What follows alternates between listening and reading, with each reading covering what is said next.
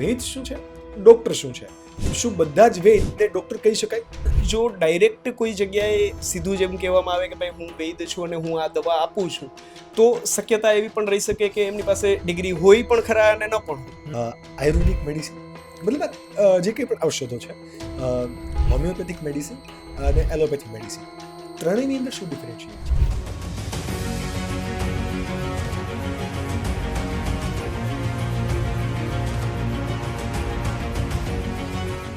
તો what is panchakarma?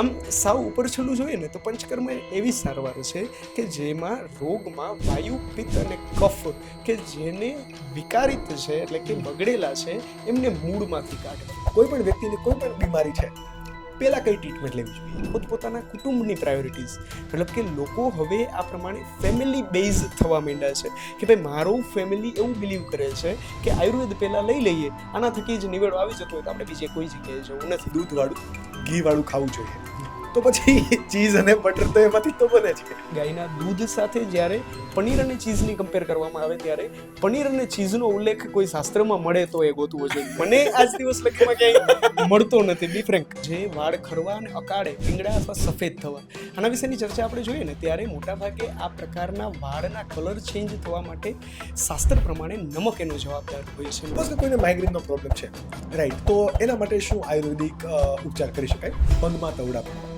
તો એના માટે શું કરવું? તો પગના દુખાવા કે સાંધાના દુખાવા જે કંઈ પણ હોય બોડીમાં, તો એના માટે આયુર્વેદિક શું ટ્રીટમેન્ટ હોઈ શકે અને પોતે ઘરે શું કરી શકે? પ્રેગ્નન્સી અને આયુર્વેદાને કઈ રીતનો રિલેશન છે? મેડિકલ સાયન્સ એટલું બધું આગળ વધી ચૂક્યું છે કે સામાન્ય લોકોને પોતાના સ્વાસ્થ્ય માટે ભારતીય ચિકિત્સા પદ્ધતિ આયુર્વેદા વિશે ખૂબ ઓછી જાણકારી છે. આ આપણું આયુર્વેદા માત્ર બીમારીઓથી નિદાન માટેનું જ નહીં, પરંતુ બીમારી જ ના થાય તે માટેનું પણ માર્ગદર્શન આપે છે. પરંતુ સમગ્ર આયુર્વેદ સંસ્કૃતમાં હોવાથી સામાન્ય લોકોને સમજવામાં ઘણી મુશ્કેલી આવતી હોય છે. સોશિયલ મીડિયા જ્યારે full of entertainment and comedy રીલ્સથી ભરેલું છે, ત્યારે તમારા સ્વાસ્થ્યને સુધારવા માટે અને આયુર્વેદા વિશેની માહિતી ખૂબ સરળ ભાષામાં તમારા સુધી પહોંચાડવા માટે સ્કિલ જોગીનો એક નમ્ર પ્રયાસ છે. આજના પોડકાસ્ટના ગેસ્ટ છે ડોક્ટર પ્રતિક કંસાગરા, કે જે રાજકોટ શહેરમાં પોતાની આયુર્વેદિક હોસ્પિટલ કેતુ આયુર્વેદા એન્ડ પંચકર્મ ચલાવી રહ્યા છે અને BAMS યાની આયુર્વેદાના સ્ટુડન્ટ્સને ભણાવે પણ છે. અને આજના સ્કિલ જોગી શોના 28મા એપિસોડમાં ડોક્ટર પ્રતિક કંસાગરા તમારી હેલ્થ વિશે, તમારી બીમારીના ઘરેલું ઉપચાર વિશે અને આયુર્વેદિક ઉપચાર વિશે ખૂબ ઊંડાણપૂર્વક ચર્ચા કરવાના છે. જો તમે પોડકાસ્ટનો કોઈ પણ ટોપિક સ્પેસિફિકલી સમજવા માંગો છો અથવા તો કોઈ ચોક્કસ ટોપિક પર રીડાયરેક્ટ થવા માંગો છો, તો પ્લીઝ ડિસ્ક્રિપ્શનમાં અમારી આપેલી ટાઈમલાઈન ચેક કરો, ત્યાં ક્લિક કરજો. અને જો તમારે પોડકાસ્ટને થોડુંક સ્પીડમાં સાંભળવો છે, બની શકે તમે કદાચ ડ્રાઇવિંગ વખતે પણ સાંભળતા હોય, તો 1.5x સ્પીડે પણ તમે અમને સાંભળી શકો છો. આજના આ પોડકાસ્ટથી એક વસ્તુ ફાઇનલ છે કે આજે તમે તમારા સ્વાસ્થ્ય વિશે જાણશો અને તેમનું ઘરેલું ઉપચાર પણ કઈ રીતે કરી શકાય એના વિશે ઊંડાણપૂર્વક સમજશો. Then enjoy Dr. Pratik Kansagra on Skill Jogi Show and follow your skill, क्योंकि ये स्किल का मामला है.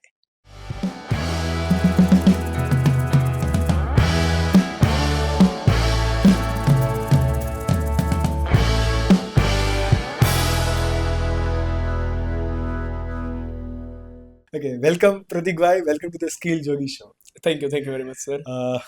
એક ડોક્ટર તરીકેની લાઈફ બહુ બધી રિસ્પોન્સિબિલિટી સાથેની હોય અને કહેવાય ને કે લાઈફની અંદર ગમે ત્યારે તમને કોઈ પણ ઇમરજન્સી કોલ આવે ત્યારે ભાગવાનું હોય, જવાનું હોય, સોશિયલ રિસ્પોન્સિબિલિટીના ભાગરૂપે પણ જવાનું હોય. તો અત્યારે લાઈફ કેવી છે? બસ એકદમ તમે જે વાત કરી એ જ મુજબ ખરેખર બધા જ ડૉક્ટર અથવા હેલ્થ સેક્ટર સાથે સંકળાયેલા કોઈ પણ હોય, એ પછી વૈદ હોય, કોઈ પેરામેડિકલ સ્ટાફ હોય કે કોઈ પણ હોય, સેમ સ્થિતિ આ તો રહેવાની જ છે. એનું કારણ છે કે કદાચ માની લઈએ કે કોઈ સગાવાલા પાસે કે કોઈ સમાજમાં કંઈક પ્રસંગો સાથે પણ જાય, એ છતાં એ ફિલ્ડ તો અમારી સામે આવીને ગમે ત્યારે ઊભી જ રહેતી હોય. મતલબ કે અમારા સગાવાલા પણ રેન્ડમલી કંઈક આવી અને તરત જ રિપોર્ટ બતાવી અને પૂછી લેતા હોય કે ભાઈ આમાં શું છે, શું લાગે છે. આપણે કોઈ પ્રસંગોમાં જઈએ તો પણ લે ને પ્રતિક, જો ને મને આવું થયું છે. મતલબ કે અમારા માટે આઈ થિંક કન્સલ્ટેશન કોન્સ્ટન્ટ 24/7 હોય. કદાચ અમે ઇમરજન્સી હેન્ડલ કરતા હોય કે ન કરતા હોય, ડઝન્ટ મેટર, પણ કોન્સ્ટન્ટ કોઈ ને કોઈ રીતે કંઈક લાઈફના નાના મોટા ચડાવ, કંઈ પણ નાના મોટા હેલ્થ ઇસ્યુ એ લોકો અમને જોઈને સામેથી આપી જ દેતા હોય. મને એક બહુ વસ્તુ તમારી ગમી, આજે તમારી ડ્રેસિંગ, બિકોઝ આપણે કોલ પર પણ વાત થઈ તો એ પ્રમાણે કે ભાઈ અમે એક સોફિસ્ટિકેટેડ લાઈફની અંદર જીવીએ તો છીએ, આજે કંઈક નવું ટ્રાય કરીએ. I really appreciate that. અને જે તમારી યંગ એજ છે અને યંગ એજની અંદર તમે ઓલરેડી આયુર્વેદા માટે બહુ કામ કરો છો, તો મારો કોર ઇન્ટેન્શન પણ આખા પોડકાસ્ટનો એ છે કે હાલમાં હેલ્થ સેક્ટરની અંદર આયુર્વેદા, હોમિયોપેથી, એલોપેથી લોકો પાસે બહુ બધા જાત જાતના ક્વેશ્ચન્સ છે.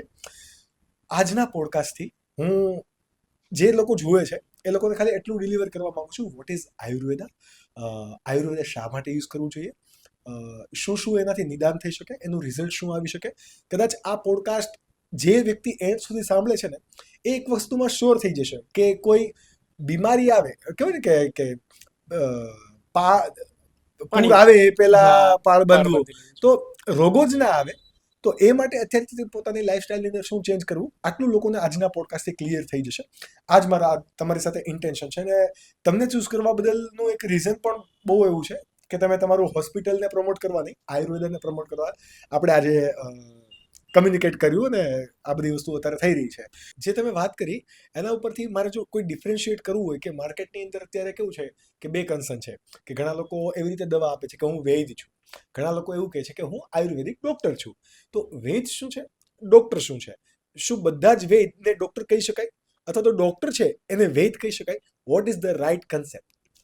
ખરેખર વૈદ અને ડૉક્ટર આ બંને શબ્દ છે ને એ પર્યાય, અને જેમણે BMS એજ્યુકેશન, MD એના પછીનું એજ્યુકેશન આ બધું લીધેલું હોય ને એમને નામાંકિત થતી પદવી છે. મતલબ કે ડૉક્ટર અને વૈદ એ બંને એક જ શબ્દ છે કે જે રજિસ્ટર્ડ પ્રેક્ટિશનર હોય, મતલબ કે જેમણે એમનું એજ્યુકેશન પૂરું કરેલું હોય એમના માટે વપરાતો હોય છે. ઓકે. હા, અને એમના માટેની મતલબ દર્દીઓએ વૈદ કોણ છે અથવા ડૉક્ટર કોણ છે એ ખાલી એલોપેથ અને આયુર્વેદ આ બંનેના વિભાજન માટે પણ ઘણીવાર કન્ફ્યુઝિંગ રીતે જોતા હોય કે ભાઈ વૈદ એટલે ખાલી આયુર્વેદ પ્રેક્ટિસ કરતા હશે અથવા ડૉક્ટર છે એટલે ખાલી એલોપેથ પ્રેક્ટિસ કરતા હશે. પણ એવું નથી. વૈદ અને ડૉક્ટર બંને પદવીઓ બંને પ્રકારના, મતલબ કે એલોપેથ પ્રેક્ટિશનર હોય કે આયુર્વેદ પ્રેક્ટિશનર હોય, બંને માટે ઉપયોજિત છે. તો પછી વૈદ પાસેથી આપણે કોઈ પણ ચિકિત્સા લેવી જોઈએ કે ના લેવી જોઈએ?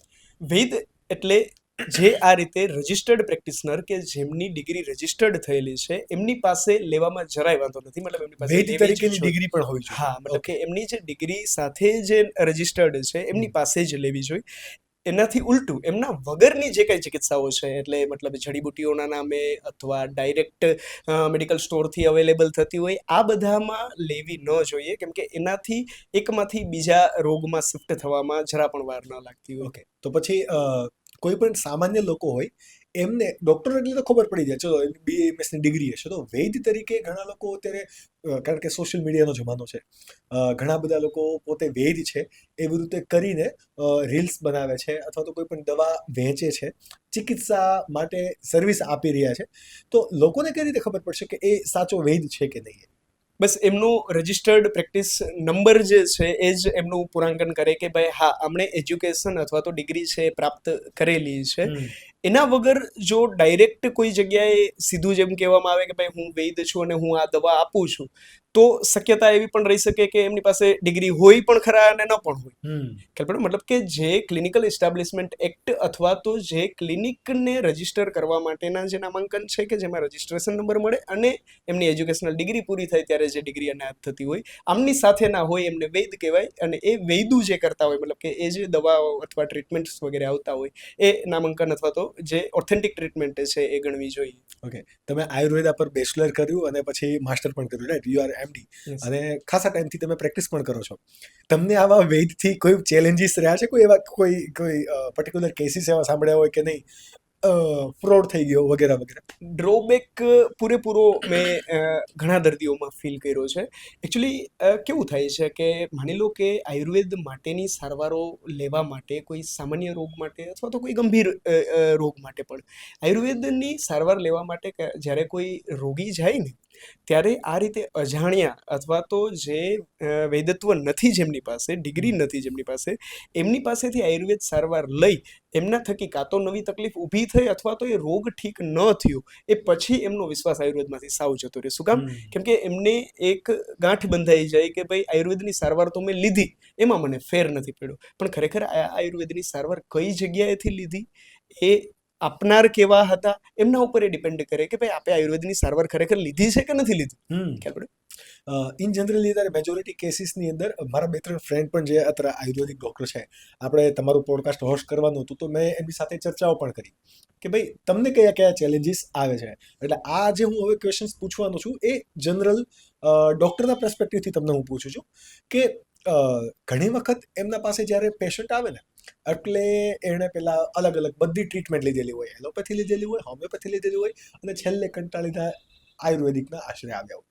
આવા કેસીસમાં પોતાના બોડીની અંદર ઘણું બધું એમણે એન્ટર કરી દીધું હોય, ઘણી બધી અલગ અલગ ટ્રીટમેન્ટ લઈ દીધી હોય અને ઘણી વખત એવા કેસીસ પણ થયા છે કે ભાઈ એને ક્યોર કરવું જે ઇઝી હતું એને વધારે કોમ્પ્લેક્સ બનાવી દીધું હોય. તો what is the market scenario right now? Definitely અત્યાર સુધીની સ્થિતિ એવી હતી કે જેમ આપણે કહ્યું કે ભાઈ બધી જગ્યાએ દવાઓ અને ફાઇલોના થપ્પા વગેરે કરી અને દર્દીઓ આવે, એ સ્વાભાવિક રીતે પહેલેથી ઘણા વર્ષોથી આયુર્વેદમાં દવાઓ લેવા માટે બીજી ફાઇલોના થપ્પા લઈને આવતા જ. પણ હવે સિનારીઓ ધીરે ધીરે કરતા ચેન્જ થતો જોઈએ છે કે જેમાં જસ્ટ રોગ ડિટેક્ટ થયો હોય અથવા જસ્ટ એબનોર્માલિટી એમને ફીલ થઈ હોય, ખાલી સામાન્ય લક્ષણ હજી આવ્યા હોય અને એ આયુર્વેદની સારવાર લેવા માટે પહોંચી જતા હોય કે જેને ટ્રીટ કરવા ખૂબ જ સહેલા પડતા હોય છે અને જેને સામાન્ય દવા અથવા તો ખોરાક પાણીના ફેરબદલ સાથે એમાંથી ઉગારી શકાતા હોય છે.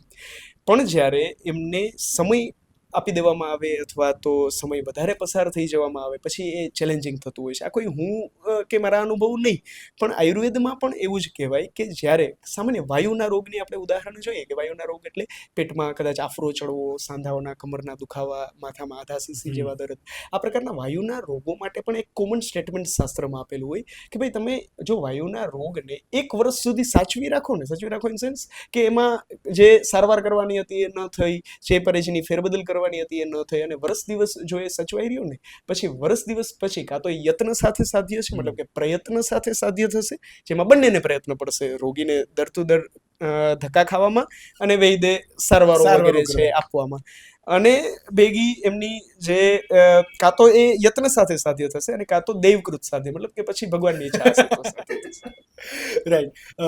જો વાત કરીએ આયુર્વેદા, હોમિયોપેથી અને એલોપેથી, ચિકિત્સા માટે આ 3 સ્ટ્રીમ અત્યારે બધા જ લોકોના નજરની સામે છે કે ભાઈ એલોપેથી મેડિસિન છે, હોમિયોપેથિક મેડિસિન છે ને આયુર્વેદિક ઉપચાર છે. આયુર્વેદિકમાં મેડિસિન કરતાં ઉપચાર એવો શબ્દ વધારે પ્રયોગ છે. મારે ત્રણેયની વચ્ચેનો ડિફરન્શિએટ સમજવું છે. લોકો જાણે છે બટ તફાવત શું છે અને કઈ રીતે કોઈ પણ વ્યક્તિને કોઈ પણ ડિસીઝ અથવા તો કોઈ પણ કોઝ હોય એમને સોલ્વ કરી શકે. મારે ત્રણેયની વચ્ચે સેપરેટ ડિસિઝન કેવું કે સેપરેશન જોઈએ છે. એકચ્યુઅલી આ ત્રણેય પોતાની રીતે ડેવલપ થયેલી મેડિસિનની એક પૂરેપૂરી પ્રણાલી છે. જ્યારે કોઈ પણ હેલ્થ સેક્ટર જ્યારે કોઈ ડિગ્રી અથવા તો કોઈ કોર્સ અથવા તો કોઈ ડૉક્ટરની પદવી આપતા હોય ને ત્યારે એમાં જો સંપૂર્ણતા હોય તો જ એમાં એ પદવી એનાયત થતી હોય. મતલબ કે માની લો કે એલોપેથી સાયન્સ છે તો એ સામાન્ય રોગથી માંડી અને એક્સ્ટ્રીમ જે લાસ્ટ ડિઝીઝીસ કહીએ એ બધા માટેની એમની પાસે સારવારો હશે.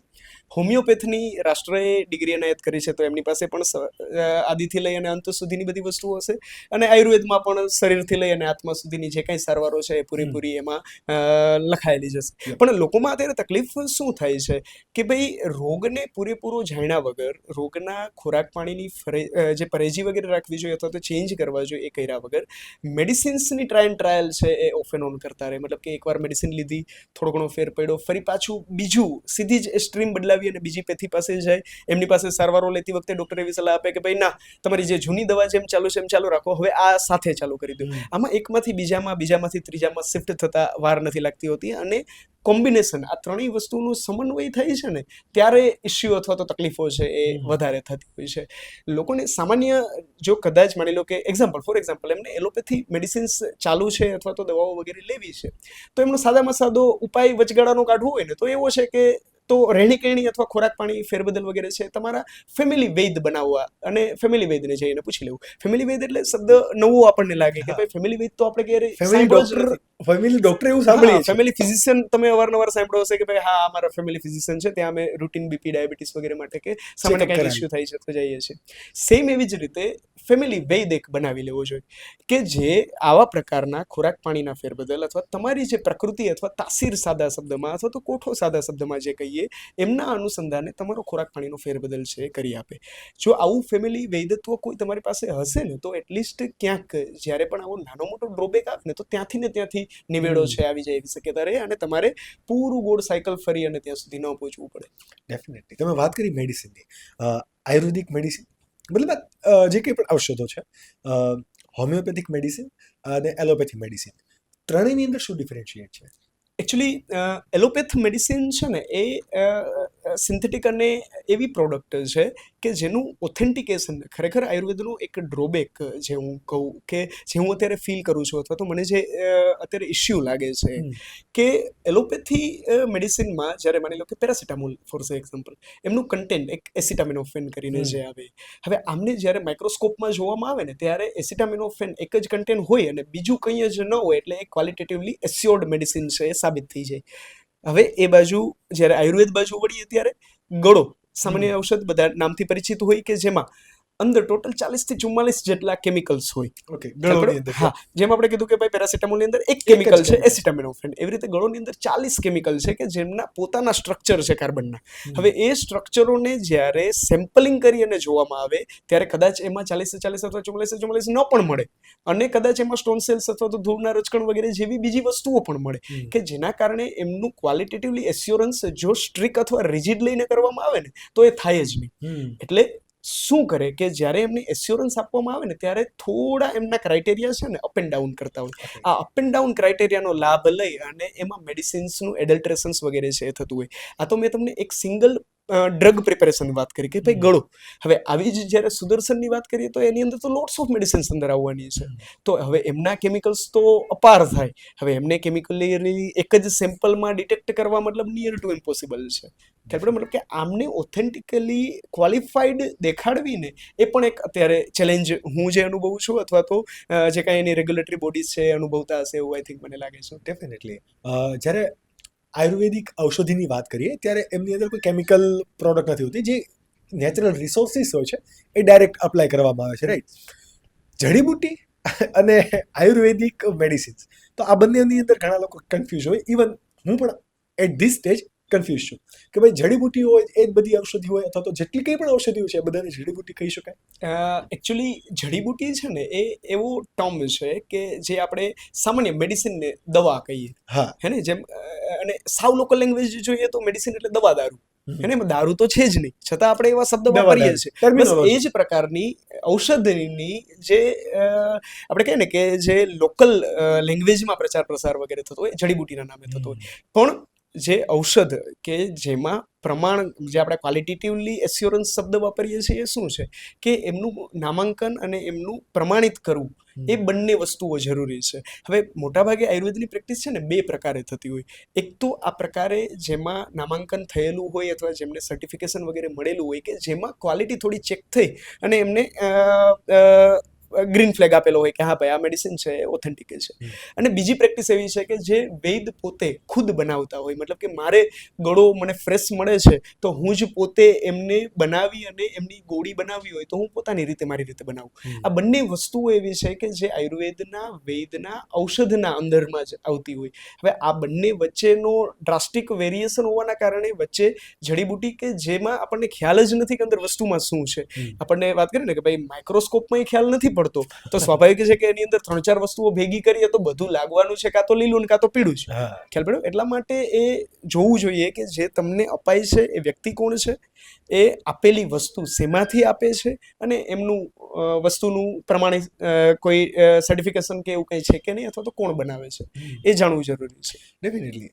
આયુર્વેદિક, હોમિયોપેથી અને એલોપેથી સૌથી વધારે ટ્રીટમેન્ટ સ્પીડમાં જો આપણે કરવા જઈએ તો એલોપેથી લોકો એટલા માટે જ પ્રિફર કરે છે કે મને ઝડપથી સારું થાય, રાઈટ? કોઈ આપણે આઈ ડોન્ટ નો કે હું તમને એને કઈ રીતે પૂછું, બટ સિમ્પલી હું જો તમને કહેવા જાઉં કે કોઈ પણ વ્યક્તિને કોઈ પણ બીમારી છે પહેલાં કઈ ટ્રીટમેન્ટ લેવી જોઈએ? આ કન્સેપ્ટ છે ને આખો બેઝ આધારિત છે. હું તમને પ્રાંતનું ડિવિઝન જોઉં ને તો મેં મારા જે કલીગ્સ અથવા તો જે મારા સિનિયરો વગેરે કે જે કેરળ બેઝ છે, મતલબ કે જે સાઉથ બેઝ છે, એમનું કેવું એવું છે કે ખરેખર જ્યારે બાળકો સાઉથ બાજુ બીમાર પડે ને ત્યારે સૌથી પહેલા એ હોમિયોપેથ મેડિસિન્સ પાસે જઈ અને એની હોમિયોપેથીની મેડિસિન લે. બની શકે કે કદાચ પેલેટેબલ દવા લેવી સહેલી, ટેસ્ટમાં બેટરમેન્ટ હોય, ડોઝિંગ ઓછો, પેલેટેબલ મતલબ કે એ લઈ શકાય એવી છે એટલે કદાચ બની શકે, અને ઇફેક્ટિવ છે. સ્વાભાવિક છે કે સાયન્સ ડેવલપ થયેલું છે એટલે ઇફેક્ટિવ તો હશે જ. તો બાળકોમાં જ્યારે તકલીફ થાય ત્યારે સૌથી પહેલા એમને પ્રાયોરિટી આપતા હોય છે. એમના પછી એમાં થકી પણ રોગની સારવારો કે એવું કંઈ ન થાય અને પંચકર્મ જેવી આયુર્વેદની કોઈ સારવારોની જરૂર પડે ત્યારે એ આયુર્વેદ બાજુ શિફ્ટિંગ થતા હોય છે. અને કદાચ એમાંથી પણ ન મળે ત્યારે એ લોકો એલોપેથી પ્રેફરન્સ. આ ખાલી એક વ્યૂ હું તમને બતાવું છું કે જે સાઉથ બેઝનો છે.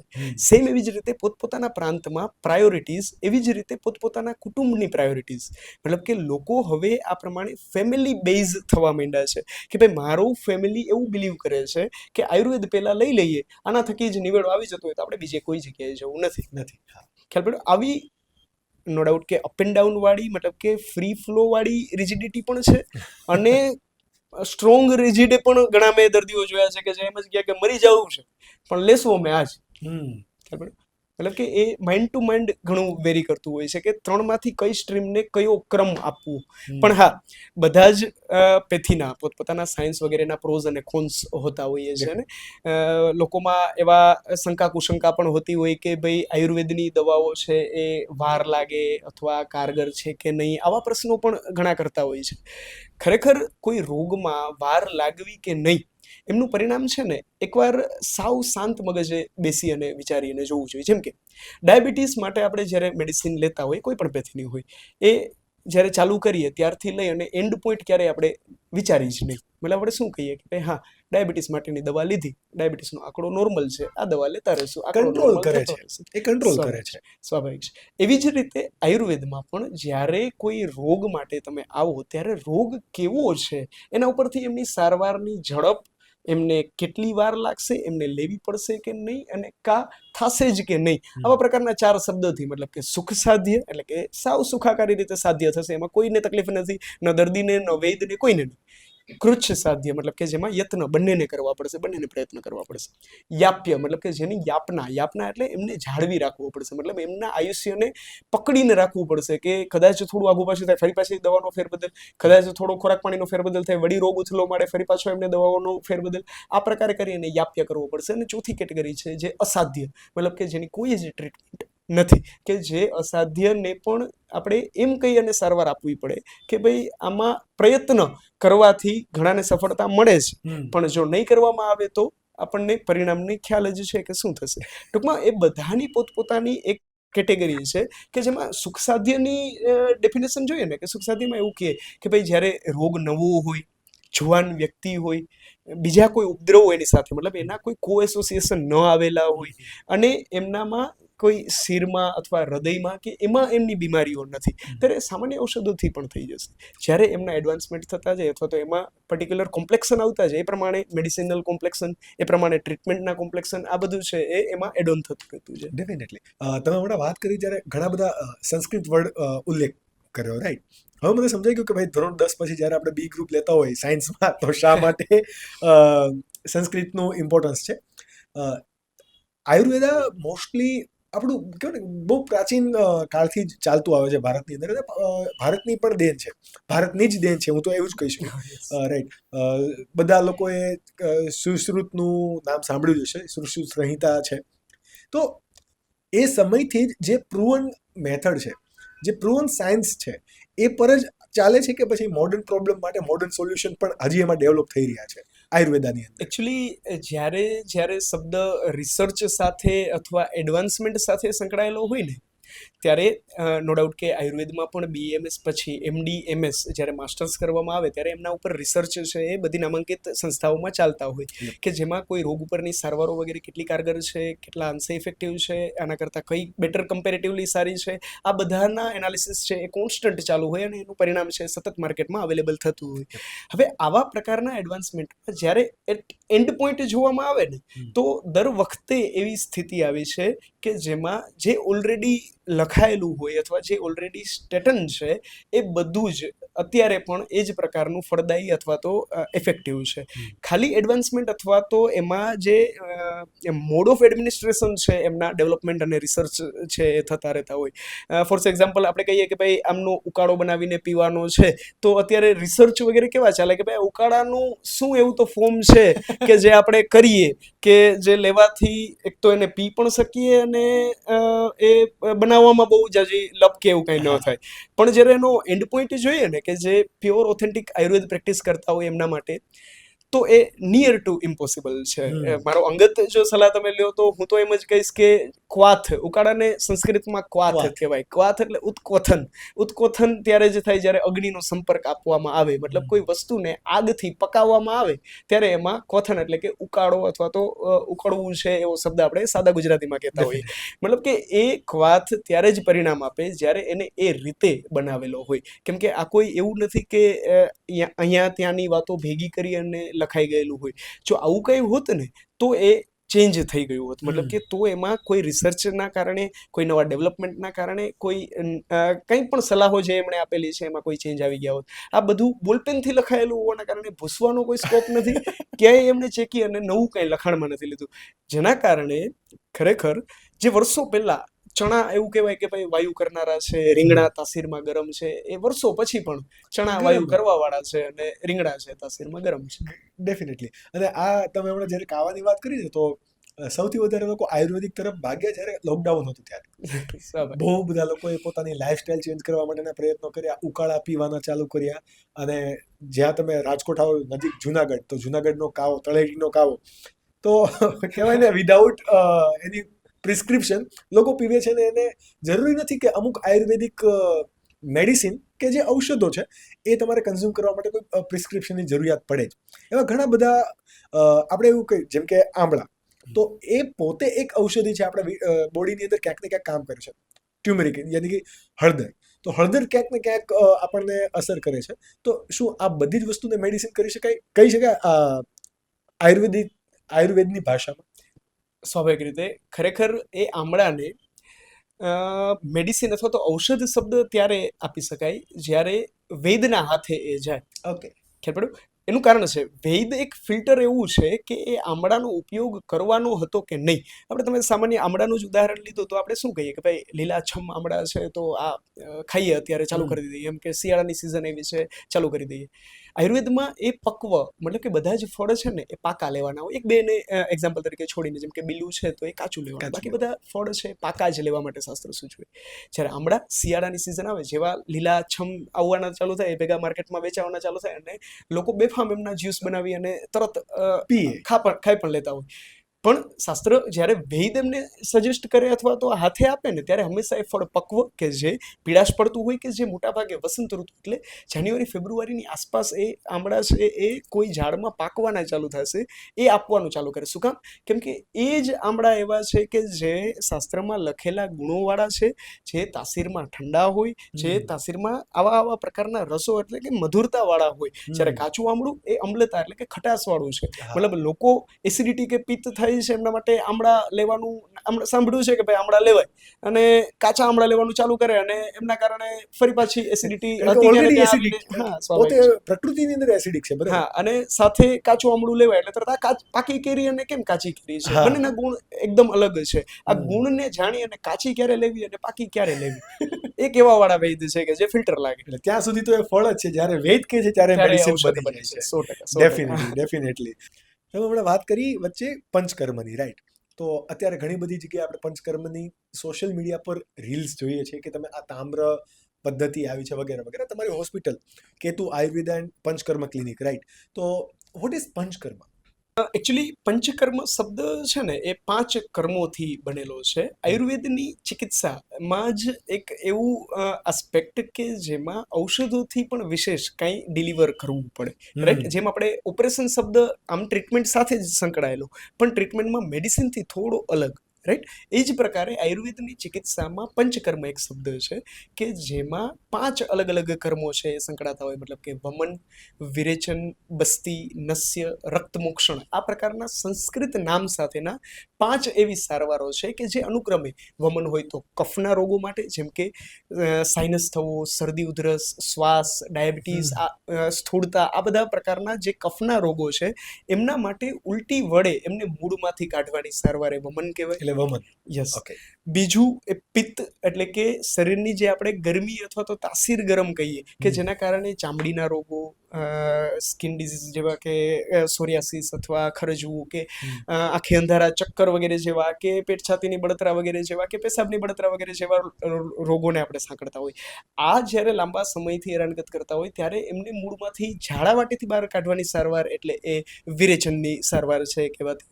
એ જ રીતે વાયુ માટે એટલે પેટના દુખાવા, સાંધા, સ્નાયુ, કમરના દુખાવા, ગેસવાળી તકલીફો, આ બધા માટે જે બસ્તી એટલે સાદા શબ્દોમાં આપણે એનેમાં બધા પરિચિત હોઈએ કે એનેમાં એટલે મળમાર્ગેથી જે દવાઓ ઔષધો ચડાવવાની જે સારવાર છે એમને બસ્તી કહેવાતી હોય કે જે મૂળમાં વાયુની શાંતિ માટે અપાતી હોય. એવી જ રીતે નશ્ય એટલે મથાળા થાય એટલે કે પાંસળીથી ઉપરના ભાગે જે રોગો થતા હોય, જેમ કે આધાશીસી હોય, આંખે અંધારા, અથવા જે સાઇનસ વગેરે જેવી, અથવા તો ઝાંખપ વગેરે જેવી, માઇગ્રેન જેવી સમસ્યાઓ, આ બધા માટે જે નાકમાં નેઝલ ડ્રોપ સાથે મતલબ કે જે દવાઓને ડિલિવર કરવાની સારવાર છે એ નસ્ય છે કહેવાતી હોય. અને રક્તમોક્ષણ મતલબ કે જે લોહીના વ્યાધિઓ, આપણે કહીએ ને કે ભાઈ લોહીમાં આ ભળી ગયું છે, કે એવો રોગ થયો છે કે જે લોહીમાં ઉતરી ગયો છે, કે આવા શબ્દ ઘણી વખત સાંભળતા હોય, કે જેમાં ચામડીના રોગો કે જે વર્ષોથી થતા હોય, સોરિયાસિસ જેવા, એ સિવાય લાઇકન પ્લેનસ જેવા કે જે ઓટોઇમ્યુન જેવી કન્ડિશનો છે જે મને છે લાઇકન પ્લેનસ, જે આપણે લોહીના રોગો સાથે સાંકળતા હોઈએ, કે જેમાં રક્તમોક્ષણ એટલે કે એમાંથી લોહી બહાર કાઢવાની સારવાર કે જેને રક્તમોક્ષણ છે કહેવાતી. મતલબ કે આમ સાવ ઉપર છેલ્લું જોઈએ ને તો પંચકર્મ એવી સારવાર છે કે જેમાં રોગમાં વાયુ, પિત્ત અને કફ કે જેને વિકારિત છે એટલે કે બગડેલા છે એમને મૂળમાંથી કાઢવા. ઓકે. એ પંચકર્મની સારવાર છે. ડેફિનેટલી. હવે અમુક જે કહેવાય ને કે ટ્રેન્ડિંગ ડિસીઝીસ છે હાલની લાઈફસ્ટાઈલને લઈને, તો એ ઓડિયન્સના પર્સપેક્ટિવથી હું તમને પૂછવા માંગુ છું કે એવું કોઈને ડિસીઝીસ છે કે જે બહુ નોર્મલ છે, તો એના માટે શું સોલ્યુશન કરી શકાય? મને one by one topic by topic જોઈએ છે, રાઈટ? સપોઝ કે કોઈને માઇગ્રેનનો પ્રોબ્લેમ છે, રાઈટ, તો એના માટે શું આયુર્વેદિક ઉપચાર કરી શકાય? કોઈ ડોક્ટર પાસે કે કોઈ વૈદ્ય પાસે નથી જવું અને ઘરે શું ઉપચાર કરી શકાય? એ અને ડોક્ટર પાસે જવું હોય તો પણ સ્વાભાવિક. માઇગ્રેન એટલે કે આયુર્વેદમાં સીધું જ માઇગ્રેન શબ્દને ડિલિવર કરવો થોડો કન્ફ્યુઝિવ છે. એનું કારણ છે કે માઇગ્રેન શબ્દ સાથે માઇગ્રેન નહીં, તમે એલોપેથમાં જુઓ ને તો પણ એમના પ્રકારો આપેલા હોય. એવી જ રીતે જ્યારે એમને કોઈ આયુર્વેદના રોગ સાથે સરખાવવામાં આવે ને ત્યારે પણ એમના અર્ધાવભેદક એટલે કે સાદા શબ્દોમાં આધાશીશી આપણે કહીએ, અથવા સૂર્યાવભેદક, આવા પ્રકારના અલગ અલગ જે થોડા ઘણા વેરિએશન સાથે ના હોય એવા પ્રકારના માથાના દુખાવા સાથે કમ્પેર છે થતા હોય. પણ જ્યારે એમની ઉપરથી જોવામાં આવે ત્યારે વાયુ, પિત્ત અને લોહી, આ ત્રણ વસ્તુઓ જ્યારે બગડેલી હોય ત્યારે માઇગ્રેન અથવા આધાશીશીના છે દર્દો ચાલુ થતા હોય. અને વંશ પરંપરાગત લોહી મતલબ કે જે પેઢી દર પેઢી નીચે ઉતરતા હોય, જેમને સતત આંખને ડિજિટલ સાથેનો એક્સપોઝર વગેરે રહેતો હોય, એમનામાં પણ આ પ્રકારના આધાશીશીના દર્દો છે. અને ઓક્યુપેશનલ સ્ટ્રેસ વગેરે કે મેન્ટલ સ્ટ્રેસ વગેરેના કારણે પણ એ ડેવલપ છે અથવા તો એમના ટ્રિગર છે થતા હોય છે. આવી વખતે આયુર્વેદમાં એવું લખેલું છે કે જ્યારે શિરઃશૂલ એટલે કે માથાનો દુખાવો હોય ને ત્યારે સ્નેહ એટલે કે ઘીનો ઉપયોગ ઉત્તર ભક્તિક એટલે કે જયમાં પછી જો વધારવામાં આવે ને તો આ મથાળાના ભાગમાં વાયુ શાંત થતા આધાશીશીના દર્દ છે ઓછા થઈ જતા હોય. મતલબ કે આપણે ઘીવાળો ખોરાક તો લેતા જ હોઈએ, પણ ઉપલબ્ધથી જ્યારે જમ્યા પછી થોડું ઘી ડિલિવર કરવામાં આવે, ખાસ સ્વાભાવિક છે કે થોડી હેલ્થને જોઈ અને ઘીનો ઉપયોગ લેવો જોઈએ, પણ એમાં પણ ગાયનું ઘી એવું છે કે જે બ્લાઇન્ડલી કદાચ લેવામાં આવે તો પણ કંઈ જ તકલીફ અથવા તો ન થાય. ખાલી એક શરત કે ટ્રસ્ટેડ ગાયનું ઘી હોવું જોઈએ, અને એ સૌથી મોટો પ્રશ્ન છે. તો એવી જ રીતે ગાયના ઘીનો ઉપયોગ જો જમ્યા પછી 2 ચમચી 3 ચમચીના પ્રમાણમાં લેવામાં આવે ને તો આધાશીશીના એપિસોડ છે એ શાંત પણ પડી જતા હોય છે અને એમની ફ્રિકવન્સી છે ને એ પણ ડ્રાસ્ટિકલી ઘટી જતી હોય છે. સેમ એવી જ રીતે જ્યારે પિત્તનો અનુબંધ હોય, મતલબ કે જેમની તાસીર ગરમીના કોઠાવાળી હોય, એમનામાં લોકો શરદ ઋતુમાં, મતલબ કે જે હમણાં રિસન્ટ ગઈ, આપણે નવરાત્રિની આસપાસની સિઝન શરદ કહીએ, જ્યારે શરદ પૂર્ણિમા હોય, આ દરમિયાન આધાશીશીનો દર્દ છે મેક્સિમમ પ્રકોપિત થતા હોય. અને કેમ કે એ સિઝન એવી છે કે જેમાં સિઝનલ જ પિત્ત છે વધારે. આવા સ્થિતિમાં આપણા ગલઢાઓના ઉપચારો વગેરે કે વડીલોના ઉપચારો જોઈએ ને તો શું કહે કે ભાઈ શરદ પૂર્ણિમાના દિવસે દૂધ પૌવા ખાવા કે ખીર વગેરે ખાવી કે એલચી નાખીને ખીર વગેરે લેવી. આ શું છે કે એ પિત્ત શાંત કરવા માટેના એ સમય કે જ્યારે પિત્ત સૌથી વધારે છે આપવું જોઈએ. તો સેમ એવી જ રીતે આધાશીશી માટે ઘણી વખત તમે એવા પણ સાંભળ્યા છે કે ભાઈ ખીરની માનતા કરે, હે ને, કે એ શું છે કે ખરેખર ખીરનો ઉપચાર એવો છે કે જે વાયુ અને પિત્ત બંનેને શાંત કરવા વાળો હોય અને એ લેવામાં આવે એટલે આધાશીશીના દર્દમાં મૂળમાં પણ રાહતો મળતી હોય છે. ડેફિનેટલી. સેકન્ડ છે કે પગમાં તવડા પડવા, રાઈટ, જે સ્ક્રેચીસ આવે, કોઈ એવું જરૂરી નથી કે ઠંડીમાં જ, ગરમીમાં પણ આવે છે અને પાણીમાં પણ આવે છે, મતલબ વરસાદની સિઝનમાં પણ હોય છે. તો એના માટે શું કરવું? ખરેખર પગના તળિયામાં જે અથવા તો હાથના તળિયામાં આમાં જે ચામડીઓ ફાટવીને એ શરીરમાં વૃક્ષતા એટલે કે ડ્રાયનેસના કારણે જે જનરલી ઓબ્વિયસ છે આવતી હોય છે.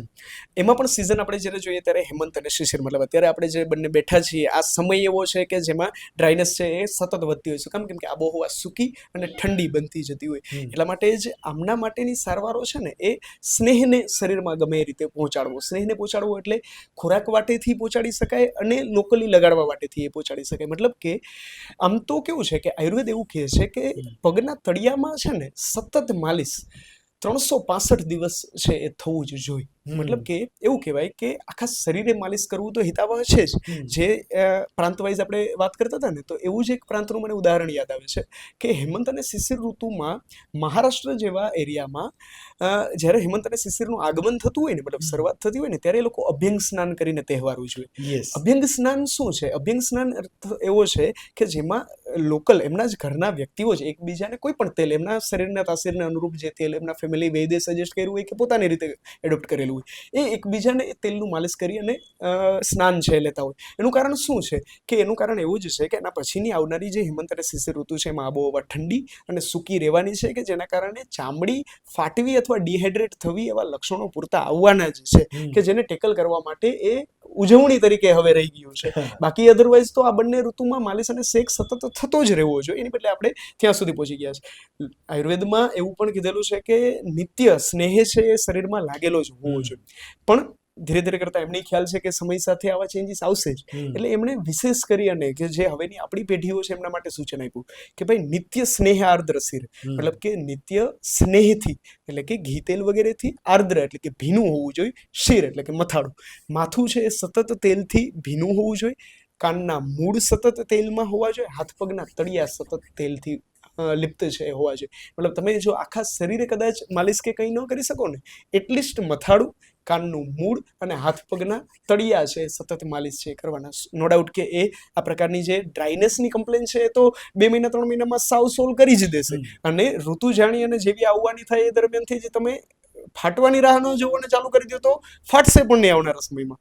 પણ એટલીસ્ટ એના કારણે બીજી જે એમના લાભો છે, જેમ કે પાગના તળિયામાં જ્યારે માલિશ કરવામાં આવે ને ત્યારે શાસ્ત્ર પ્રમાણે ચક્ષુષ્ય છે, મતલબ કે એ આંખના તેજને જાળવી રાખવા માટે ઉપયોગી છે. શું કામ? કેમ કે ત્યાંથી નીકળતી નાની નાની નસો છે એ તરત જ ત્યાં સુધી સિમિલરલી ઉપર સુધી પહોંચી અને આંખના તેજ સુધી જતી હશે કે જે ચક્ષુષ્ય એટલે કે આંખને તેજ આપવા માટે પણ ઉપયોગી છે. એટલા માટે જ્યારે ઘણા ઉપચારો આપણે સાંભળેલા હોય કે ભાઈ ડાયાબિટીસ વાળાને જ્યારે ડાયાબિટીસ ન્યુરોપેથી થાય, હાથ પગના તળિયામાં ઝણઝણાટી વગેરે જેવા લક્ષણોથી આવે કે જેમાં નાની નાની નસોની નબળાઈ છે થતી હોય.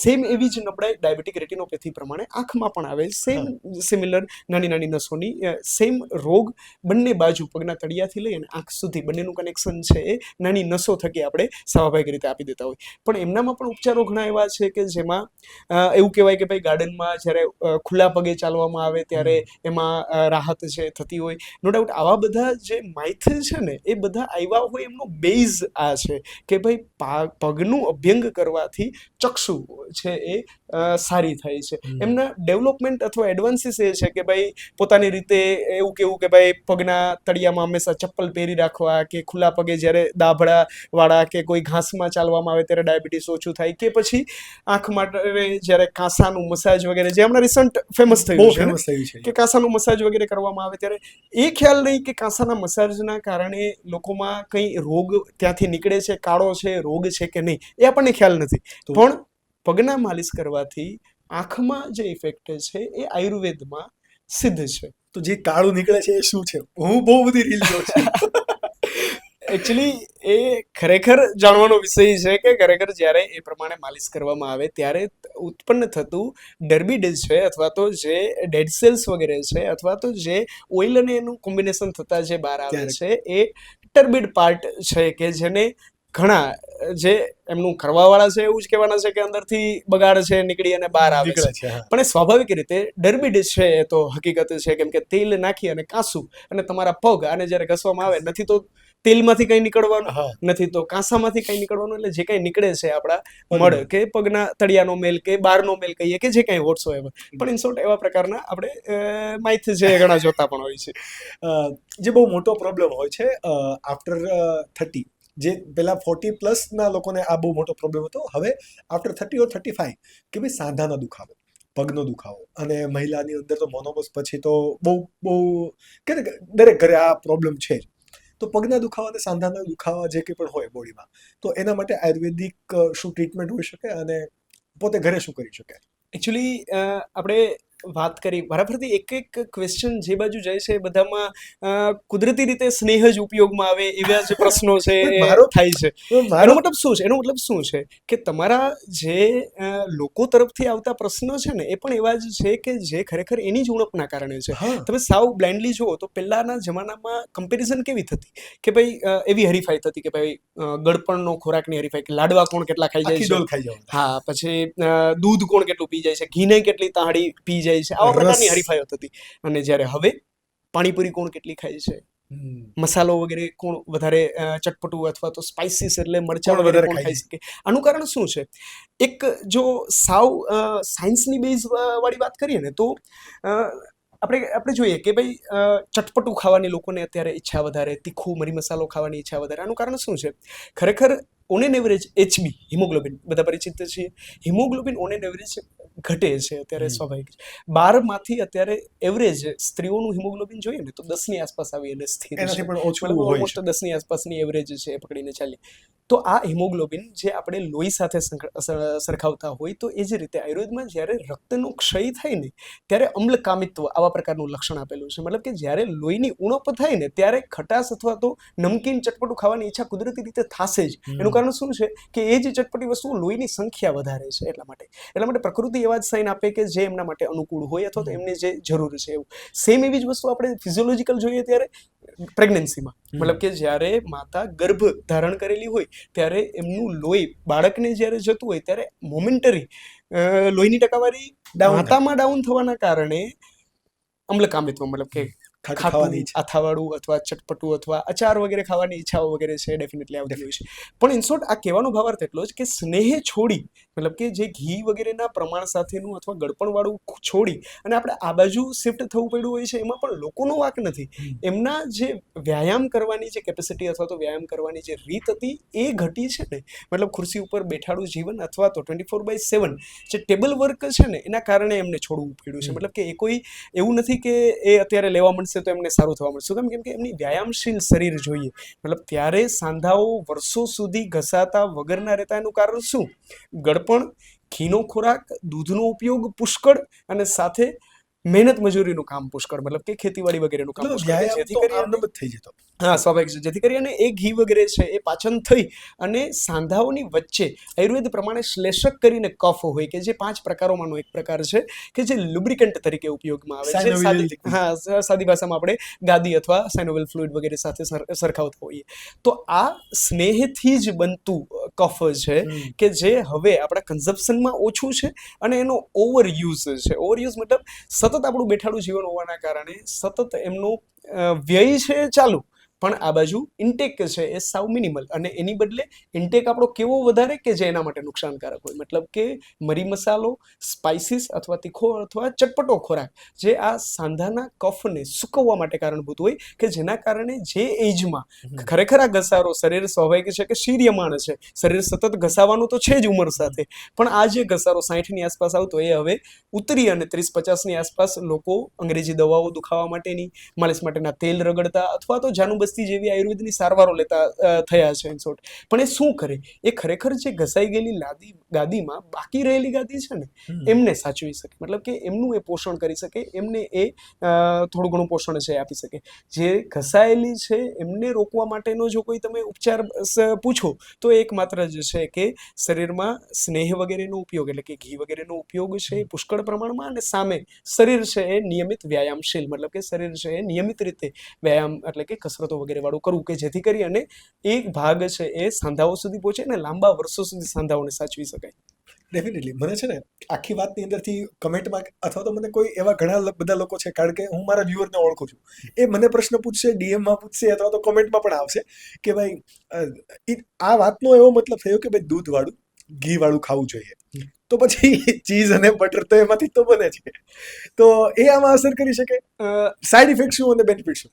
સ્વાભાવિક છે. જો હવે આમાં સાવ સારી ભાષામાં જવાબ દેવો હોય ને તો મારી પાસે એવો જવાબ છે કે પ્રકૃતિ અને વિકૃતિ, મતલબ કે જે પ્રાકૃતિક રીતે મળે એનાથી જેટલું વિકૃતતા બાજુ અથવા તો વિકૃતિ બાજુ અથવા તો એની પાછળ જે એના ઉપર થયેલી પ્રોસેસો બાજુ જઈએ એમ એ સ્વાભાવિક રીતે એમના ગુણદોષ છે એ ફેરવતું જશે. અને ખાસ પ્રકૃતિથી જ્યારે વિકૃતિ બાજુ જઈએ ત્યારે તકલીફો એ નવી ઉમેરતી હશે એવી સ્વાભાવિક રીતે છે. મતલબ કે ગાયનું દૂધ, ગાયનું ઘી વગેરે આ બંને વસ્તુઓથી જે નવા ડેવલપમેન્ટ અથવા એડવાન્સમેન્ટ થતા હોય એમનામાં કંઈક ગુણોની ફેરબદલ હોવાની જ છે. જો હું તમને સાવ કેટલા હદે ફેરબદલ હોય છે ઉદાહરણ સાથે સમજાવું ને તો આયુર્વેદ પ્રમાણે ઇક્ષુ રસ એટલે શેરડીનો રસ, બધા પીતા હોય શેરડીનો રસ.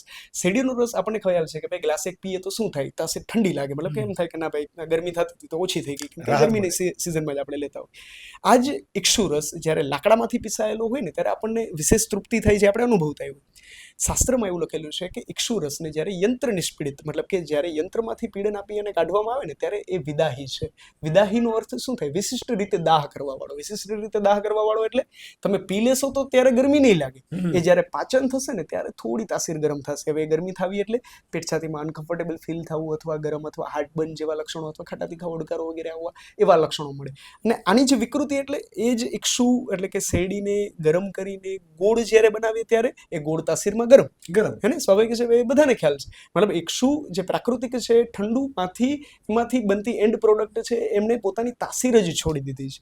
સેમ સ્થિતિ ગાયના દૂધ સાથે જ્યારે પનીર અને ચીઝની કમ્પેર કરવામાં આવે ત્યારે પનીર અને ચીઝનો ઉલ્લેખ કોઈ શાસ્ત્રમાં મળે તો એ ગોતવો જોઈએ. મને આજ દિવસ લગીમાં ક્યાંય મળતો નથી, બી ફ્રેન્ક. ડેફિનેટલી. પણ તમે ખાતા તો હશો, આઈ એમ ડેમ શ્યોર. એકચ્યુઅલી આમાં કેવું છે કે ખરેખર જ્યારે કોઈ વૈદ અથવા તો ડોક્ટરને આયુર્વેદના ડોક્ટરને એવું પૂછવામાં આવે ને કે ભાઈ તમે આ રીતે જીવો છો, ત્યારે એ ઘણા બધા માટે, પર્સનલ મારા માટે અને ઘણા બધા માટે એ દુવિધાનો ઉત્તર છે થઈ જતો હોય કે ભાઈ આમાં જવાબ શું આપવો.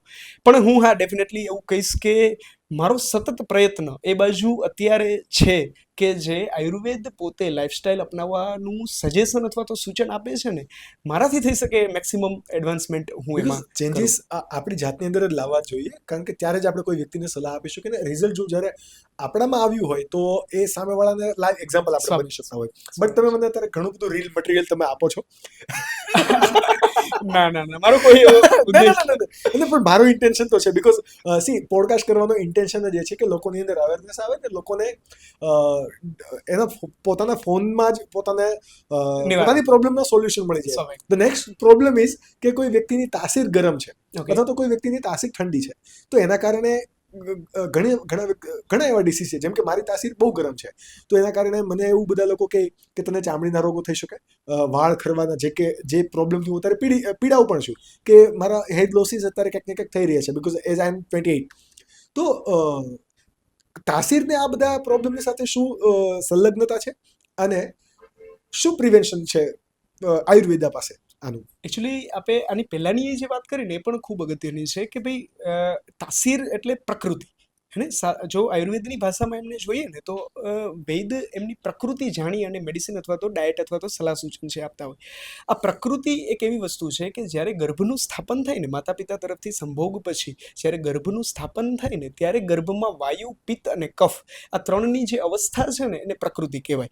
કે જે જન્મ પહેલાથી એ આ જન્મ મરણ નહીં, જન્મ પહેલાથી લઈ અને મૃત્યુ સુધી સેમ એને એ જ રહેવાની છે.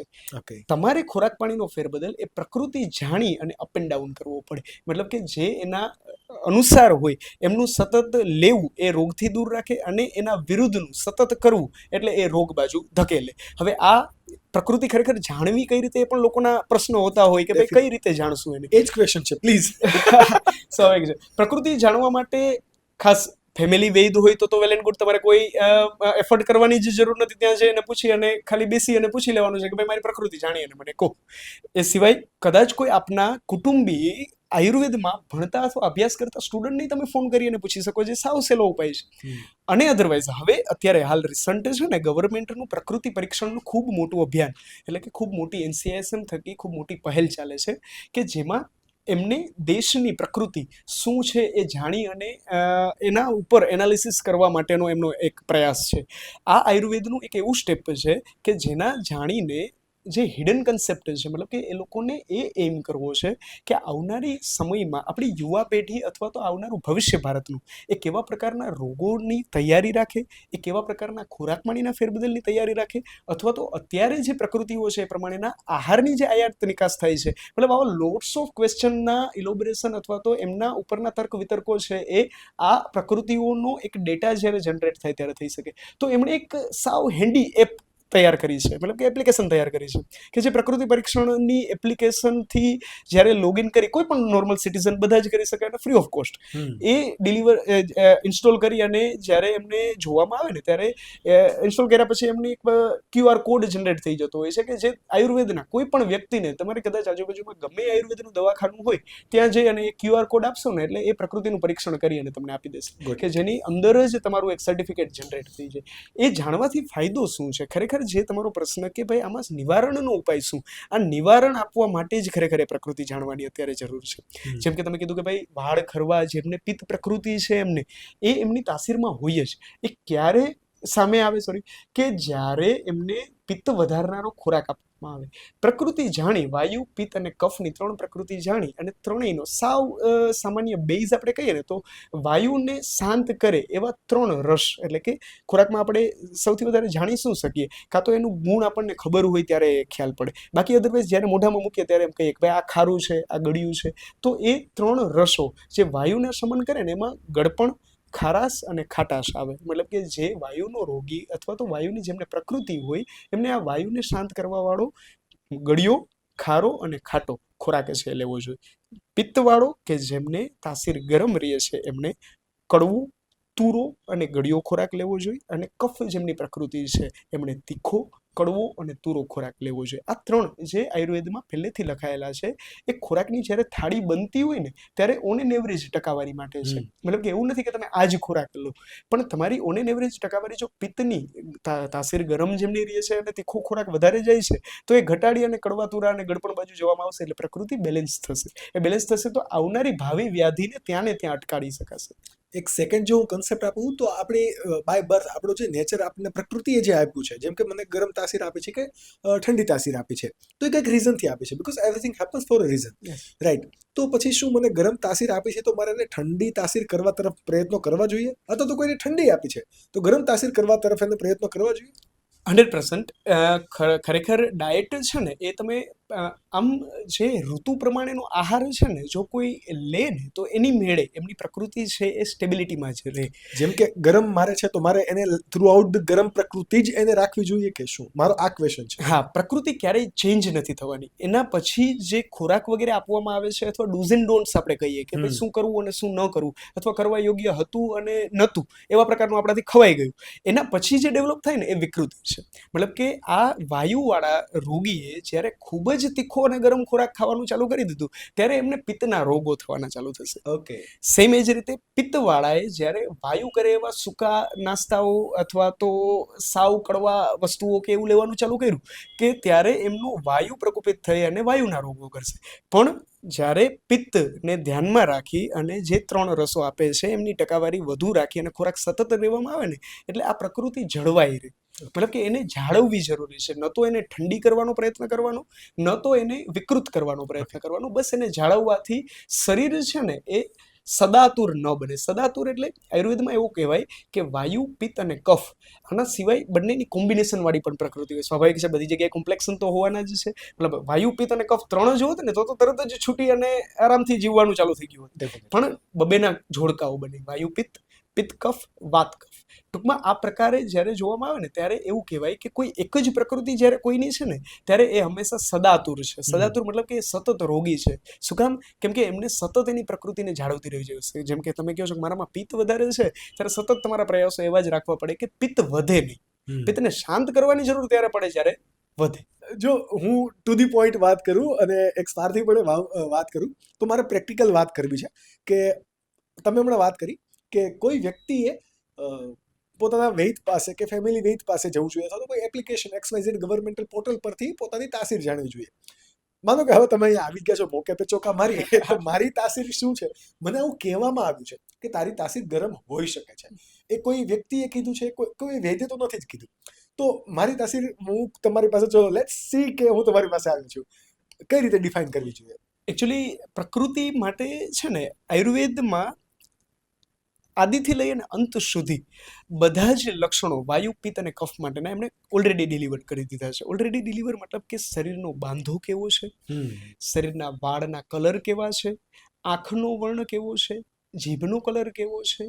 એ સિવાય હજી એનાથી થોડા સૂક્ષ્મતા બાજુ જઈએ તો એમનો ડાયટ કેવો લેવાની એમને ઈચ્છા થાય છે. જેમ કે જે પિત્તની પ્રકૃતિવાળાને ઠંડુ ખોરાક લેવાની ઈચ્છા થવી, કફની પ્રકૃતિવાળાને તાસીરમાં ગરમ ખોરાક લેવાની ઈચ્છા થવી, મતલબ કે એમને કેવા પ્રકારના ખોરાક લેવાની ઈચ્છા થાય છે. એનાથી એ હજી ડીપમાં જો જઈએ પ્રકૃતિ જાણવા માટે તો એ પણ એવા ઉદાહરણો આપે છે કે ભાઈ એમનો સ્વભાવ કેવો રહેશે. મતલબ કે પિત્તવાળાને ક્રોધનો સ્વભાવ, વાયુવાળાને ચંચળ સ્વભાવ, કફવાળાને સ્થિર અથવા તો શાંત સ્વભાવ, મતલબ કે સ્વાભાવિક લક્ષણો પણ એમણે આપેલા છે. એના સિવાય એનાથી પણ ડિટેલમાં જ્યારે જઈએ ત્યારે તમારો એ સ્વભાવ બીજા વ્યક્તિ સાથે કેવો રહેશે, મતલબ કે તમારી મિત્રતા કેવી બનશે એ પણ વાયુ, પિત્ત અને કફ ઉપરથી નક્કી થાય. કે જો વ્યક્તિની મિત્રતા ટૂંકા સમયની હોય તો એ વાયુની પ્રકૃતિવાળો, વ્યક્તિનો પિત્ત પ્રકોપ હશે ત્યારે એમની મધ્યમ કક્ષાની મિત્રતા, અને જ્યારે કફ હશે ત્યારે એમની ગાઢ મિત્રતા છે એ રહેશે. એનાથી એ હજી જ્યારે ડિટેલમાં જઈએ ત્યારે એમને આવતા સ્વપ્ન, મતલબ કે એમને જ્યારે ઊંઘમાં આવતા સ્વપ્નમાં એ કેવા પ્રકારના સ્વપ્નના દર્શન કરે છે ફ્રિકવન્ટલી, ત્યારે એ પણ વાયુ, પિત્ત અને કફ પ્રમાણે જ્યારે પિત્તના રોગી હોય અથવા તો પિત્તની જેમને પ્રકૃતિ હોય એમનામાં જળાશયો અથવા કોઈ ઝરણા વગેરે અથવા તો આકાશ વગેરે કે જેમાં વાદળાઓ જતા હોય આ પ્રકારના સ્વપ્ન છે આવે. એ કોઈ હું નહીં, આ શાસ્ત્રએ જ એમના પેલા ઉપર સ્થૂળથી લઈ અને સૂક્ષ્મ સુધીના પ્રકૃતિ જાણવા માટેના નોર્મ્સ આપેલા છે કે જે ખૂબ જ ઇન્ટરેસ્ટિંગ અને ખૂબ જ એવા છે કે જે કદાચ તમે પ્રકૃતિનું ફોર્મ પણ ઘણા બહાર પાડતા હોય છે. અમારા ક્લિનિકનું પણ આવું ફોર્મ આવતું હોય છે કે જે દર્દીને અમે આપી અને ચેક કરાવતા હોઈએ કે ભાઈ શું છે એટલીસ્ટ એ જાણી લો તમે. તો આવા ફોર્મની જ્યારે ભરવાનું તમે ચાલુ કરો ને એ મારી ડેફિનેટલી સાઇન છે કે તમે જ્યાં સુધી એ પ્રકૃતિ જાણીને પૂરી નહીં કરો ને ત્યાં સુધી તમે વચ્ચે બ્રેક નહીં લો. ડેફિનેટલી. અને જો આપણે પ્રેક્ટિકલ ડેમોન્સ્ટ્રેટ કરીએ, લેટ્સ સે કે હું તમારો પેશન્ટ છું, તમે મને કન્સલ્ટ કરો કે મારી પ્રકૃતિ શું છે, બિકોઝ આ રેફરન્સથી બહુ બધા લોકોને એમનું સંભળાશે. I can relate with my audience, right? તો સપોઝ કે તમારે મારી પ્રકૃતિ જાણવી હોય તો ઇફ યુ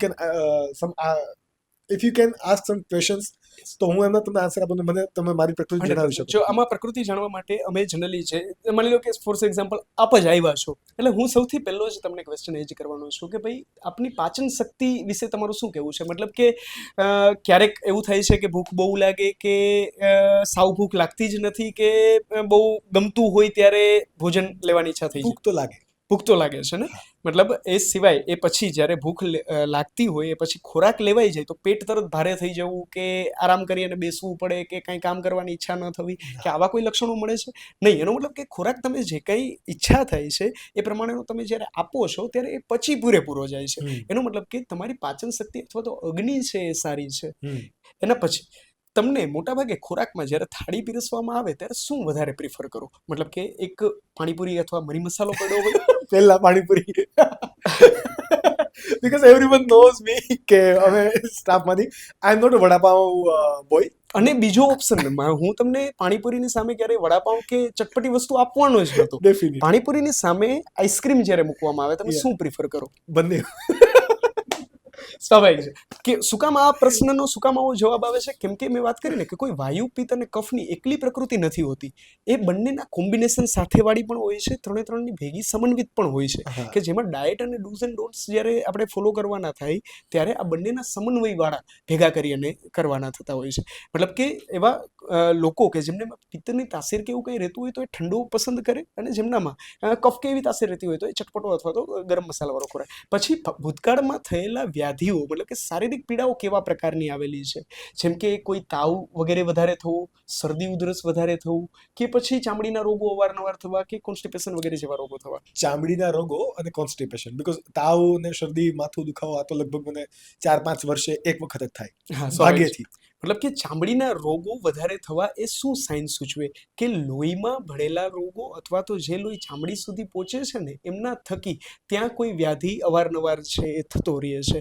લોહી છે ને એ પિત્તનો આશ્રય છે, મતલબ કે પિત્ત છે ને હંમેશા લોહીમાં રહી અને કામ કરે, વાયુ છે હંમેશા હાડકામાં રહી અને કામ કરે, અને કફ છે બાકીની બધી ધાતુઓ એટલે કે રસ, માંસ, મેદ, મજ્જા આ બધી વસ્તુએ બધી જગ્યાઓએ રહી અને કામ કરે. એનો મતલબ કે લોહીથી પિત્ત અને પિત્તને અનુસંધાનની પ્રકૃતિઓ જાતી હોય એવું લાગે છે. આ ક્યારે આપણને પૂરું થાય? જ્યારે પહેલેથી ચાલુ કરી અને સ્વપ્ન સુધી હું પહોંચું ત્યારે. Definitely, got it. તો આ આટલી વાત ઉપરથી તમને શું લાગે મારી તાસીર કેવા પ્રકારની હોય? પિત્તના અનુબંધવાળી તો પૂરેપૂરી શક્યતા છે, એટલે શરદ ઋતુ સાચવવી જોઈએ, મતલબ કે ગરમીની સિઝન આવે ત્યારે સાચવવું જોઈએ. તીખા, ખારા અને ખાટા આ ત્રણેય ખોરાકથી સાવચેત રહેવું જોઈએ. વધારે કન્ઝ્યુમ ના કરવો હા, જોઈએ. સ્વાભાવિક છે, એક લિમિટ કરતા વધારે તો નહીં જ. ગળ્યો ખોરાક અને ગળ્યો ખોરાક લઈ શકાય, એક્ટિવિટી વગેરે કેવી છે એ પ્રમાણે જોતા ગળપણ કેટલું લેવું એ તમે લઈ શકો, એમાં જરાય વાંધો નથી. દિવાસ્વાપ એટલે બપોરે સુવાની આદત હોય તો એઝ સુન એઝ પોસિબલ. ના, હું રાજકોટથી તો નથી જ. You are from the Rajkot. સ્વાભાવિક છે. એ કારણ એવું છે કે અત્યારે લોકોમાં દિવાસ્વાપ છે ને એ ટ્રેન્ડ બની ગયો છે. ટ્રેન્ડ અથવા જરૂરિયાત પણ કહી શકાય, કેમ કે ઘણા બાળકો જેમને નાના હોય અથવા ઓક્યુપેશન એવા હોય, એમને વહેલી સવારે ઉઠવું પડતું હોય, એના કારણે બપોરે સૂવું પડે. તો આ બપોરે સુવાના વિકલ્પ જુઓ તમે, આયુર્વેદે કેવા વિકલ્પ આપેલા છે કે માની લો કે બપોરે સુવાની ઈચ્છા, જેમને વહેલું સવારે ઉઠવાનું છે એટલે વચ્ચે આરામની જરૂર પડે, કેમ કે થ્રુઆઉટ 5 વાગે જે ઉઠેલો છે એમને સાંજે સીધું 8 વાગે ઊંઘવા મળે તો સ્વાભાવિક છે થાકે.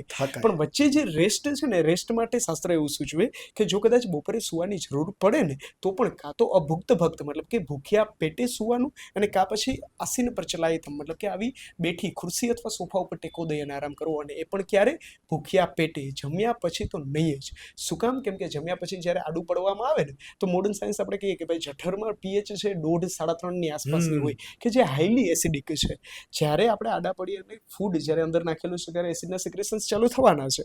જ્યારે આડા પડી અને સુવામાં આવે ને ત્યારે તરત જ આ એસિડના સિક્રેશન્સ ચાલુ થતા એના ઉછાળા આવતા ખાટા તીખા ઓડકારો, જે કંઈ ખોરાક લીધો છે એના ઓડકારો, અથવા તો ઉપર પિત્ત જેવું પ્રવાહી વગેરે બહાર આવવું, કે જે સાદા શબ્દોમાં આપણે GERD એટલે કે ગેસ્ટ્રોઇસ્ટોફેગલ રિફ્લક્સ ડિસીઝ અથવા તો હાર્ટબર્ન વગેરે જેવા લક્ષણો સાથે, કે ઘણા એન્ડોસ્કોપી કરી અને એ પણ સૂચન કરતા હોય કે ભાઈ ઉપરનો વાલ નબળો પડ્યો છે. હવે નબળો પડવાનું કારણ શું? કે ઉપરનો વાલ કુદરતે એવો નથી બનાવ્યો કે તમે ભરપેટ જમો અને આડા પડો અને ત્યાં સુધી એસિડનું સિક્રેશન્સ પહોંચે.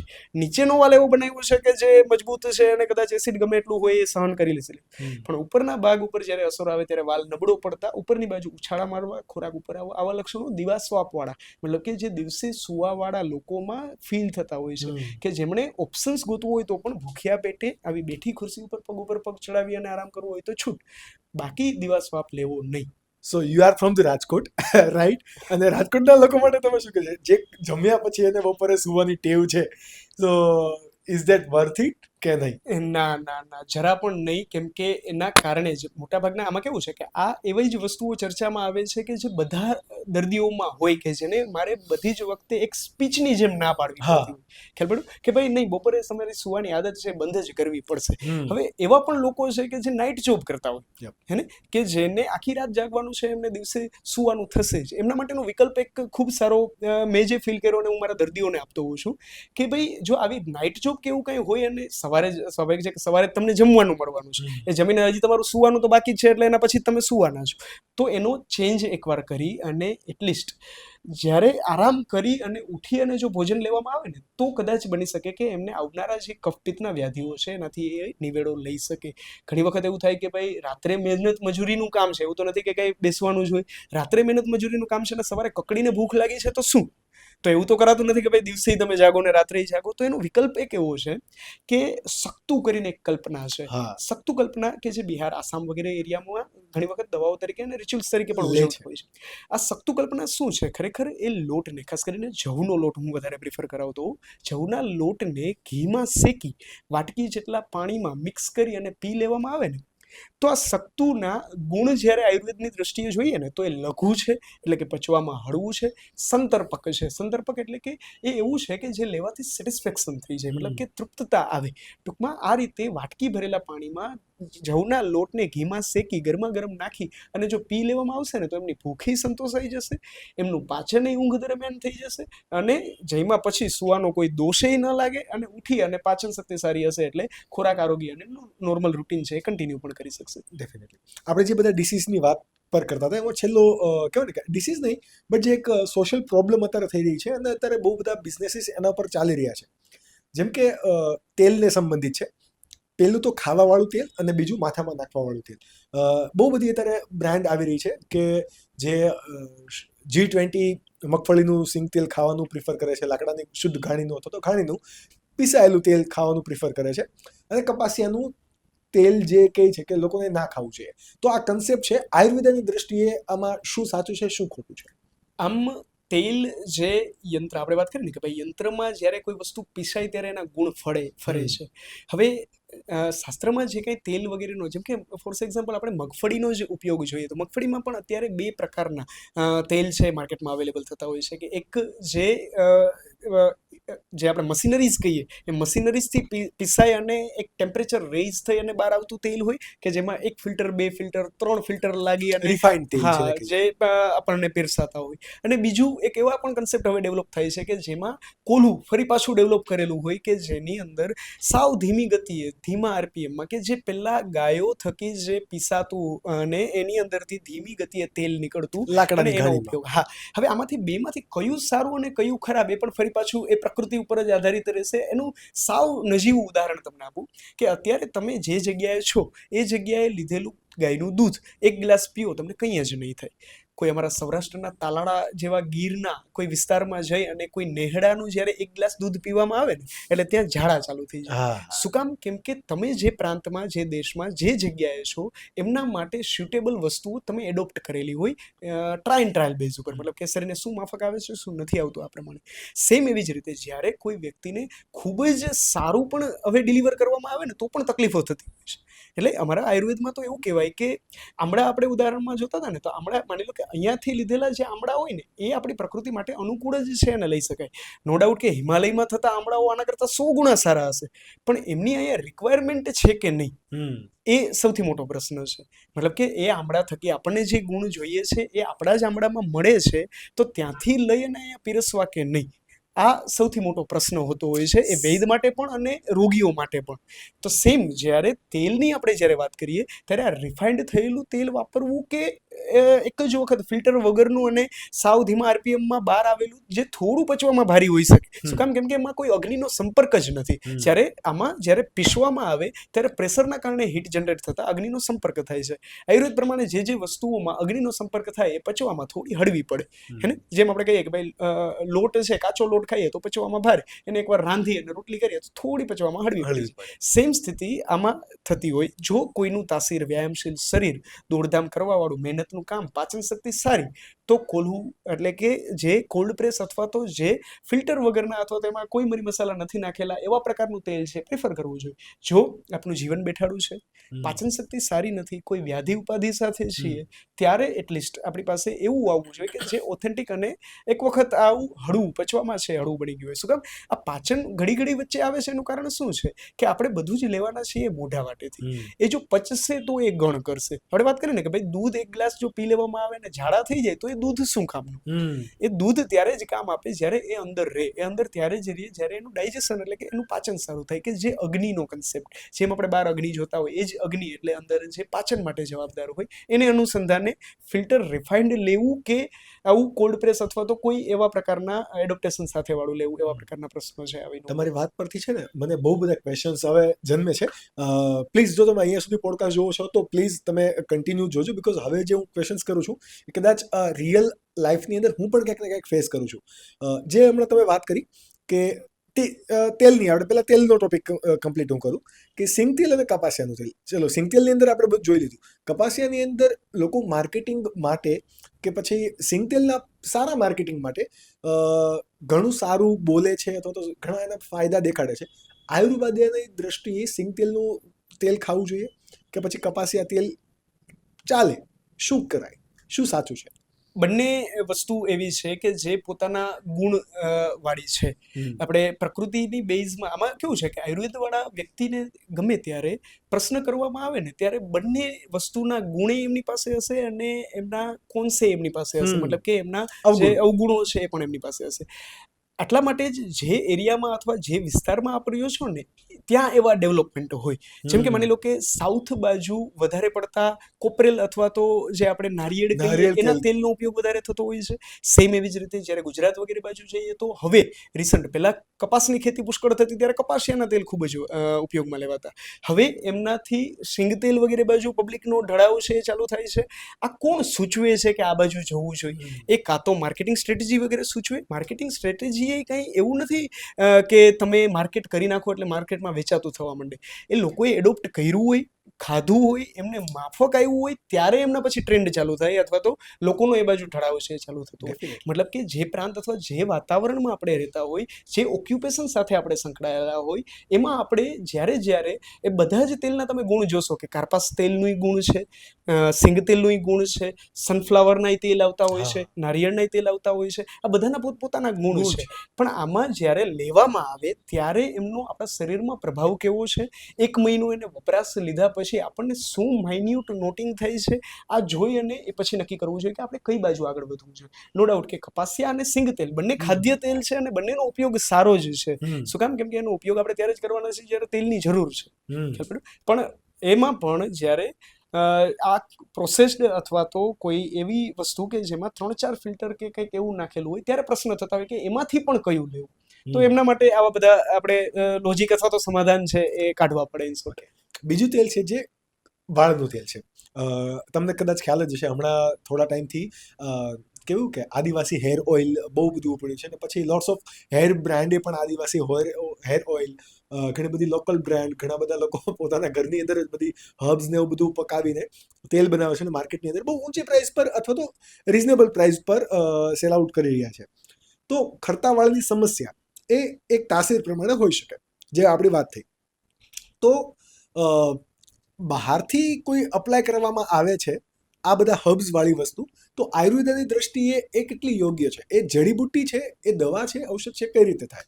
મતલબ તમે આને સમજી ગયા કે આ સાચું છે કે ખોટું છે? હું આ પ્રશ્નનો જવાબ લેવામાં સ્વાભાવિક છે. આપનો પ્રશ્ન ખૂબ સેન્સિટિવ છે અને એમાં પણ આ જ્યારે હું તમને એમનો ઉત્તર આપીશ તો તમને એમ થશે કે આયુર્વેદના થઈ અને આ કઈ અને તો આયુર્વેદના નામે એટલા બધા તેલ વગેરે માર્કેટમાં અવેલેબલ છે અને આવા સ્ટેટમેન્ટ્સ કઈ રીતે આવે?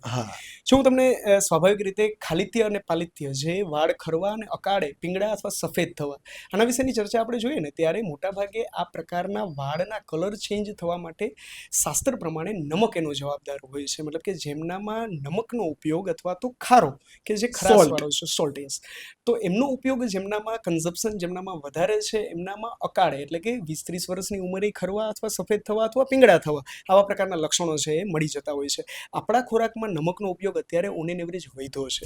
એ આપણે ખાલી જોઈએ છીએ, આપણે અનુભવીએ છીએ નહીં, પણ આયુર્વેદના શાસ્ત્રના જ્યારે ચરક સંહિતાના વિમાન સ્થાનમાં જોવામાં આવે ને તો પણ એમાં એવું લખેલું છે કે સૌરાષ્ટ્ર રિજિયન એવું છે કે જ્યાં પીપલી ક્ષારનો ઉપયોગ મેક્સિમમ છે એ થતો હોય છે. મતલબ એ સમયથી આપણામાં ક્ષાર અને નમકનો ઉપયોગ, એ નમકનો ઉપયોગ એટલે સામાન્ય છાશનો મસાલો આપણે ઉપરથી છાંટતા હોઈએ, સલાડ ઉપરથી છાંટતા હોઈએ અને ખાસ આપણે કહીએ કે ભાઈ ખારામાં પાપડ વગેરેનો ઉપયોગ આપણે પુષ્કળ રાખતા હોય. આપણા તો અથાણામાં પણ ઉપલકનું મીઠું નાખી અને એને પ્રિઝર્વ કરતા હોય. આપણી ટેકનિક્સ છે નો ડાઉટ, પણ એમના આપણા ગુણ તો એમનામાં અંદર એડોપ્ટ થવાના જ છે, એ જવાના જ છે કે જેના પરિણામ રૂપે આ રિજિયનમાં જેમની પ્રકૃતિ પિત્ત હતી એ તો ગયા જ, એ સિવાયની જે પ્રકૃતિઓ હતી એમનામાં પણ આ લક્ષણો આવવા માંડ્યા અને હેરફોલના પુષ્કળ કેસ મતલબ આંખ બંધ કરી અને પૂછવામાં આવે તો એમનામાં એ સમસ્યા તો હાજર જ હોય છે. એમના ઉપચારો પણ લોટ્સ ઓફ પ્રયત્ન સાથે લોકો કરતા હોય છે અને એમનામાં તેલ વગેરે નાખવાનો પણ પુષ્કળ કરતા હોય છે. જ્યારે આયુર્વેદની ચિકિત્સાની વાત કરીએ ખાલિત્ય પાલિત્ય બાબતે, આયુર્વેદે જે જગ્યાએ એમના માટે મથામાં નાખવાના તેલ અથવા તો નાકમાં જે ટીપા નસ્યની આપણે સારવાર કહીએ એ પ્રમાણની નસ્યની સારવારોના જ્યાં જ્યાં ઉલ્લેખ આપ્યા છે ને, એમણે ખાલી ઉલ્લેખ આપી અને છોડી નથી દીધા. એમનામાં એક એમણે સૂચન કર્યું કે એમનું ભોજન, આ જ્યારે દવાનો ઉપયોગ લેવામાં આવે ત્યારે એમનું ભોજન છે એ એવા પ્રકારે હોવું જોઈએ કે જેમાં અલવણા એટલે કે લવણ ન હોય અથવા લવણ વર્જિત આવા પ્રકારના શબ્દો આપેલા છે કે જેમનામાં લવણનો ઉપયોગ જ છોડી દેવાનો, મીઠું સાવ બંધ કરી લવણ દેવાનું. એટલે મીઠું, right? મીઠું, યસ. બધા જ પ્રકારના મીઠાનો ઉપયોગ સાવ છોડી દેવામાં આવે અને એના પછીનો એમણે શબ્દ આપેલો હોય છે ક્ષીરશાલી ભોજી. ક્ષીરશાલી એટલે દૂધ અને સાલી એટલે સાઠી અથવા ચોખા આપણે કહીએ સાદા શબ્દોમાં, એટલે કે દૂધ અને ચોખાનો ઉપયોગ એક્સક્લુઝિવ આહારમાં લેવામાં આવે. એ પછી એમણે શબ્દો વાપરેલા હોય છે અભ્યસેત અથવા શીલયત. અભ્યસેત અને શીલયત આ બધા શબ્દો એવા છે કે જેમાં એનો નિરંતર ઉપયોગ લેવાનો હોય. નિરંતર એટલે એવું નહીં કે 2-5 દિવસ લીધો કે 7 દિવસ લીધો કે 14 દિવસ લીધો. એમનો એટલીસ્ટ છેલ્લી ધાતુ સુધી ખોરાક ન પહોંચે. અંદાજે આયુર્વેદ પ્રમાણે એકાદ મહિનામાં છેલ્લી ધાતુ મતલબ કે પુરુષો હોય તો શુક્ર અને સ્ત્રીઓ હોય તો આર્તવ સુધી છેલ્લી ધાતુ સુધી એ ખોરાકનો કોળિયો છે પહોંચતો હોય. તો એટલીસ્ટ એટલા સમય માટે નમકનો ઉપયોગ બંધ. દૂધની અને ચોખાની વાનગી એટલે ખીર અથવા દૂધ પૌવા જેવી વસ્તુઓનો કન્ઝપ્શન વધારે. એ વધારે એટલે એવું નહીં 4 વાગે ભૂખ લાગે છે ત્યારે આપણે ખીર ખાઈએ. ખોરાકનો 12 વાગ્યાનો સમય અથવા ભૂખ લાગી છે ત્યારનો જે ખોરાક છે એ જ તમારો ખીરનો ખોરાક.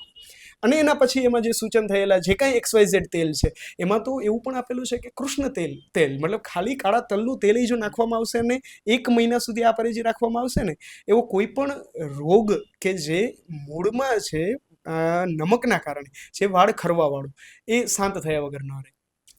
ખાલી કાળા તલનું તેલ અને આ પ્રકારનો ખોરાકનો ચેન્જ. હવે આમાં કાળા તલના તેલના લોકો ઓપ્શન્સ ગોતતા ફરે છે ચારે બાજુ કે કયું તેલ વાપરવું, આદિવાસી તેલ વાપરવું કે જડીબુટીઓથી કેવા બ્રાહ્મીનું વાપરવું કે કેનું વાપરવું. પણ જ્યારે જે એમની શરૂઆતમાં મતલબ એનો ઉપયોગ કરતા પહેલા તો શ્લોકમાં એવું લખેલું છે કે આ બંને વસ્તુઓ પહેલા કરો. કે એ તો એટલીસ્ટ જોશે જ એના વગર, કેમ કે નિદાનના પરિવર્જન વગર મતલબ નિદાન જ્યાં સુધી છોડવામાં ન આવે ત્યાં સુધી એ સારવારનો ફાયદો નથી જ મળવાનો. વૈદ એને જ કહેવાય. મતલબ કે મારી પાસે જો તમે વાળની સારવારો માટે લેવામાં આવે, વાળની સારવારો માટે દવા લેવા માટે આવો એટલે સૌથી પહેલા મારું પ્રિસ્ક્રિપ્શન એવું બને નમકનો ઉપયોગ બંધ અને ખીર વગેરે જેવો ખોરાક 1 ટકના ભોજનમાં આ થાય તો હું તમને તલનું તેલ સજેસ્ટ કરીશ માથામાં નાખવામાં. તો એમનો પણ ફાયદો તમને મળશે. એ શાસ્ત્રોક્ત છે. એ મેં અનુભવથી તો જોયું જ છે પણ મારો અનુભવ તો ઓછો કહેવાય. પણ શાસ્ત્રમાં પણ એ આ જ રીતે and I really appreciate your authenticity કે ભાઈ આવું ખાલી હું નથી કહેતો, શાસ્ત્રોમાં છે. ચેક ઇટ આઉટ, રાઈટ, કે આ બધું વસ્તુ લખાયેલું જ છે. વાત થતી હતી આપણે દૂધની પર, તો મેં એક બહુ બધી રૂમર અથવા તો બહુ બધા લોકોને એવું કહેવું હોય કે ભાઈ ગાયનું વાછરડું પણ કે કોઈ પણ લિવિંગ ઓર્ગેનિઝમ એ પોતાની માતાનું દૂધ લાઈફ ટાઈમ નથી પીતી. આપણે ખુદ આપણી માતાનું દૂધ લાઈફ ટાઈમ નથી પીતા. તો પછી આપણે કોઈ અધર એનિમલ છે એનું દૂધ લાઈફ ટાઈમ કન્ઝ્યુમ કરવું જોઈએ કે ના કરવું? આયુર્વેદ શાસ્ત્ર પ્રમાણે દુગ્ધ છે ને, દૂધ એ ક્ષીર એ આ જન્મ મરણ સાતમ્ય લખેલું છે. આ જન્મ મરણ સાતમ્ય એટલે ખોરાક સાતમ્ય થવો એનો મતલબ કે એનાથી યુઝ ટુ થવા. હવે આ યુઝ ટુ આપણે જન્મથી જ મૃત્યુ સુધી સાતમ્ય છીએ એનું કારણ શું છે કે દૂધ જ્યારે બાળકનો જન્મ થાય ત્યારથી જ એ પીરસીએ છે. શું કામ? કેમ કે એ અવેલેબલ થાય છે, એ એમને માફક આવે છે અને અનુકૂળ છે. પણ એના થકી આગળ જતાં એ બાળક એના થકી જ યુઝ ટુ થવાના કારણે એમના મરણ સુધી કદાચ એ લેશે તો પણ વાંધો નહીં આવે. શું કામ? કેમ કે જે આપણે કહીએ ને કે ભાઈ ગળથુથીમાં જેવું પાયું હોય એ પ્રકારની એમની પ્રકૃતિ છેલ્લે સુધી રહે. અને ગળથુથીનો આપણે એવો કન્સેપ્ટ લેતા હોય. સેમ એ જ રીતે પહેલી ચમચી જે ધાવણની ગઈ હોય અથવા તો દૂધની ગઈ હોય એ દૂધથી તો બાળકને ક્યારેય તકલીફો નહીં જ થાય. પણ શું જરૂરી છે? એ દૂધની ઓથેન્ટિસિટી જરૂરી છે. મતલબ કે અત્યારે સૌથી મોટો ડ્રોબેક શું છે કે દૂધની વાનગીઓ અથવા ડેરી પ્રોડક્ટ્સ જે માર્કેટમાં અવેલેબલ છે ને એ પ્રમાણે તો પ્રોડક્શનને કોઈ પ્રોત્સાહન જ નથી. ખ્યાલ પડે? મતલબ કે આપણી થાળીમાં છાશથી માંડી, પનીરથી લઈ, ચીઝથી માંડી, દૂધથી લઈ કે કોઈ પણ વસ્તુ, ઘી વગેરે લ્યો, આ બધામાં ડેરી પ્રોડક્ટ એટલે કે છેલ્લે લાસ્ટમાં દૂધની રિક્વાયરમેન્ટ થાય. હવે એટલા તો ખરેખર પશુપાલન વ્યવહારને પ્રોત્સાહન જ નથી. એનો મતલબ કે જે કંઈ આપણા અંદર જાય છે એ કોમ્પ્રોમાઇઝડ છે, કે જેમાં કંઈક ને કંઈક ભેળસેળ વગેરે હોઈ શકે. પણ જ્યારે એક ગાયનું દૂધ શાસ્ત્ર પ્રમાણે સીલનાથ આપેલો છે શબ્દ, કે જે સતત સીલન કરવા માટે ઉપયોગી છે અથવા યોગ્ય છે, કે જે જીવનીય છે, મતલબ કે જીવને ધારણ કરવા માટે. આ કોઈ એવું નથી કે આયુર્વેદ શાસ્ત્ર કે પાછળથી 5,000 વર્ષ પહેલાંનું લખાયેલા શાસ્ત્રમાં હોય. આ ઋગ્વેદ, યજુર્વેદ વગેરેની જે વાતો જોઈએ તો એમાં પણ દુગ્ધને મુખ્ય આહાર અથવા તો દૂધના ખોરાકની વાતો છે એ પુષ્કળ લખેલી હોય, કે જેના નો ડાઉટ એમના પોતાના પ્રોઝ અને કોન્સ હોવાના છે, કે તાસીર કેવી છે એના પ્રમાણે જ દૂધનું કન્ઝપ્શન કરવું કે નહીં, કેના દૂધનું કન્ઝપ્શન કરવું. એ પણ જ્યારે આયુર્વેદની જ્યારે હજી ડિટેલ જોવામાં આવે ને તો આપણે ગાયના દૂધની ઉપર ફોકસ વગેરે વધારે કરીએ છીએ ને. પણ અનિદ્રા એટલે કે જેમને ઊંઘ ન આવતી હોય, ઓછી ઊંઘ સ્લીપ આવતી ડિસ્ટર્બ રહેતી હોય, ઓક્યુપેશનના કારણે રાત ઉજાગરા જેમના રહેતા હોય, આવા વ્યક્તિઓએ જ્યારે ખોરાકમાં ભેંસનું દૂધ ઉમેરવામાં આવે ને તો એ નિદ્રા કરે છે. મતલબ કે એ ઊંઘ સ્વાભાવિક રીતે લઈ આવનારી છે. જેમને શરીરનું વજન વધારવું છે અથવા બૃહણ કરવું છે, આળસ માટે પણ જવાબદાર છે એવું જ્યાં સુધી મેં સાંભળ્યું છે. કેમ કે એ ઇનડાયરેક્ટલી કફ નો પ્રકોપ કરતી હોય, કફ થોડા ઘણા અંશે વધારતું હોય ભેંસનું દૂધ, જેના કારણે શરીરનું વજન, ચરબી અથવા તો કફ ઉપર એમના ઘા છે લાગે એવી શક્યતાઓ રહે, કે જેથી કરી અને કફની પ્રકૃતિવાળા જ્યારે ગાયના દૂધનું સેવન કરે ત્યારે ઘેન ચડવું અથવા ઊંઘ આવવી અથવા આળસ થવી શરીરમાં, આ પ્રકારના લક્ષણો છે ડેફિનેટલી મળતા. પણ હા, દૂધ જન્મથી લઈ અને મૃત્યુ સુધી લેવું જોઈએ, અને જ્યારે જ્યારે જે રીતે ગાયનું અવેલેબલ થતું હોય દેટ વિલ બી ફાઇન, કે જેથી કરીને ગાયના જે કાંઈ પશુપાલનના વ્યવસાયો અથવા તો એમને જે પ્રોત્સાહન અથવા તો એમને જે સુરક્ષા સંરક્ષણની જરૂર છે એ પણ એટલીસ્ટ ડિલિવર થતું. પ્રતિકભાઈ, આપણે એટલા બધા ડિસીઝની વાત કરી, તો જો આપણે ઓવરઓલ વાત કરવી હોય કે આયુર્વેદ કયા કયા રોગોનું નિદાન કરી શકે? ડેફિનેટલી જો રોગોની સંખ્યાઓ ગણવામાં આવે ને તો શાસ્ત્રમાં વાયુ, પિત્ત અને કફના નિદાનો માટે વાયુના 80, પિત્તના 40 અને કફના 20 રોગોના નામો આપેલા છે. મતલબ કે 80 ને 40 120 અને 20 ને 120 ને 20 140.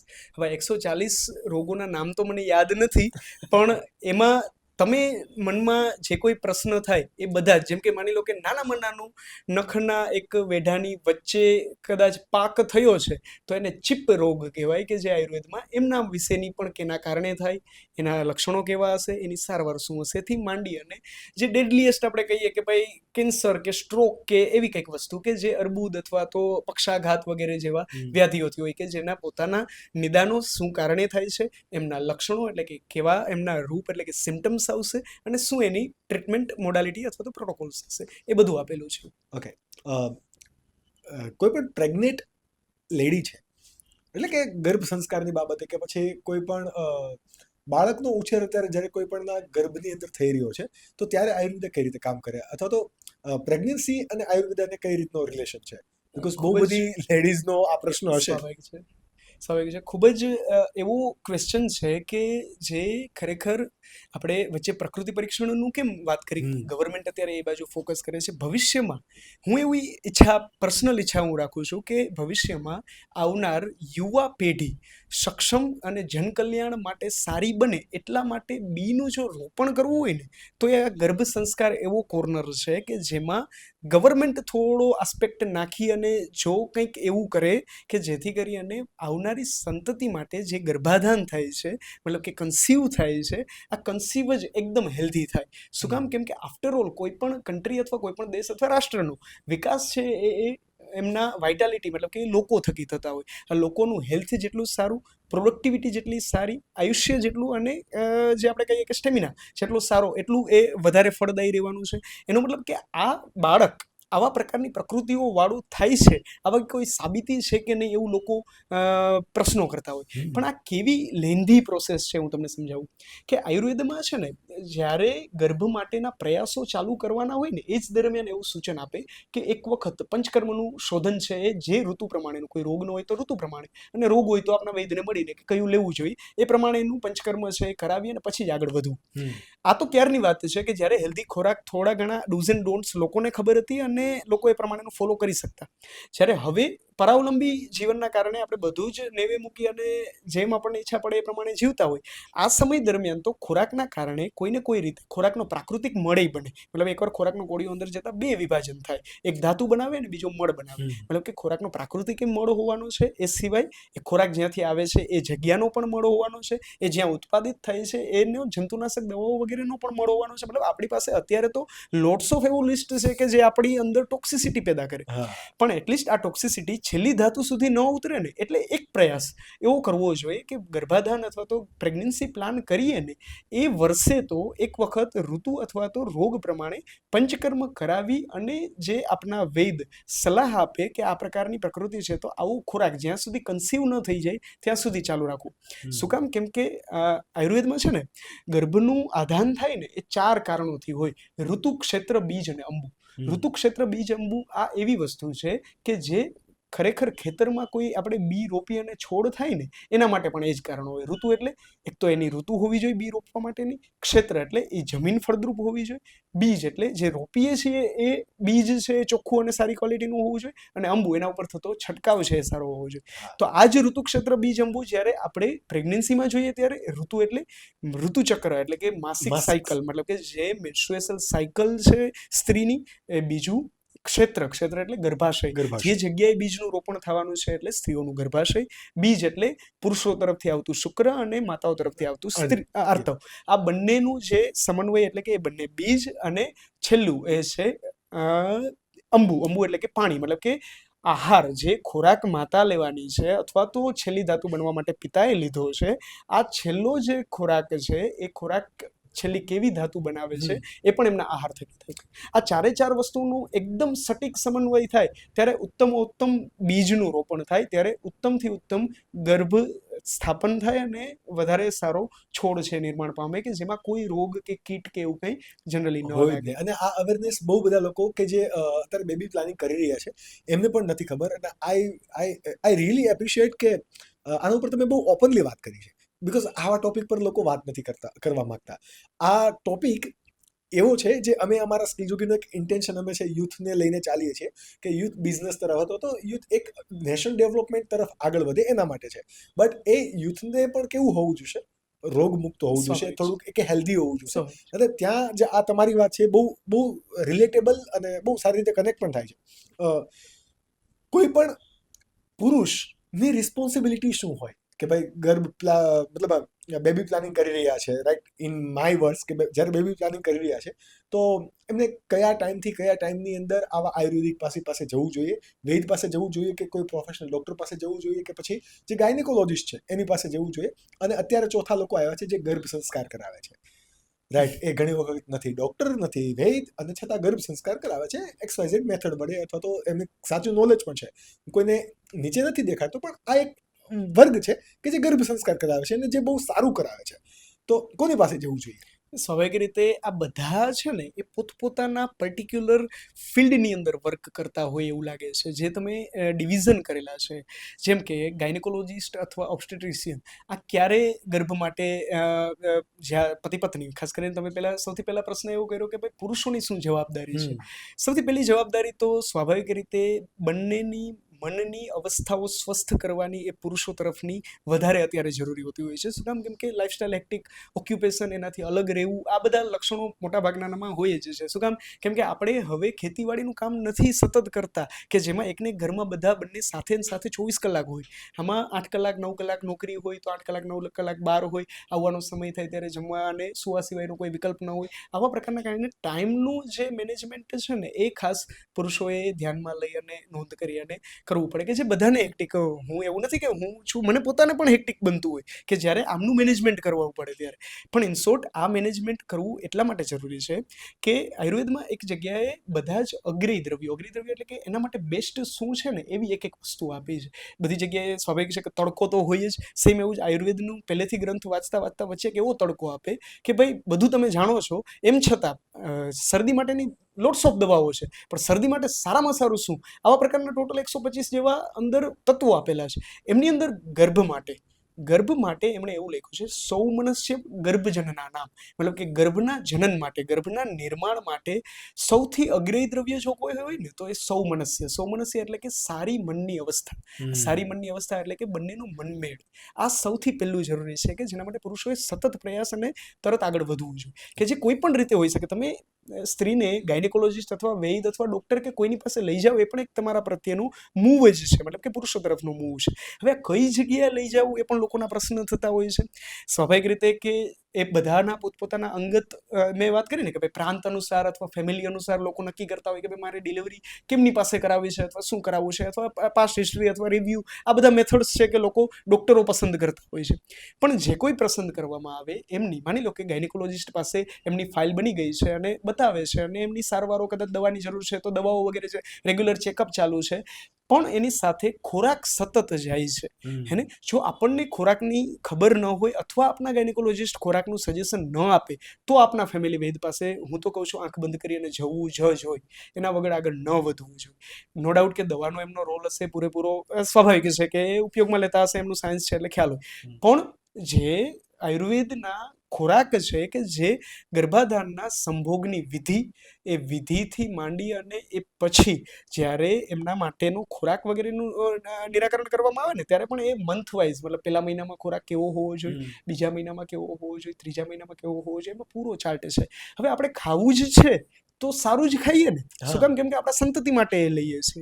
તો એટલીસ્ટ એની સલાહ માટે તો ફેમિલી વૈદ અથવા આયુર્વેદ જે જાણકાર હોય એમની પાસે જવું જોઈએ. હવે ગર્ભ સંસ્કાર જે અલગથી ચાલે છે, નો ડાઉટ એ સંસ્કારો આપણા 16 સંસ્કારોમાંનો એક સંસ્કાર છે કે જ્યાં આપણે એનું સિંચન કરવાનું છે ગર્ભનું.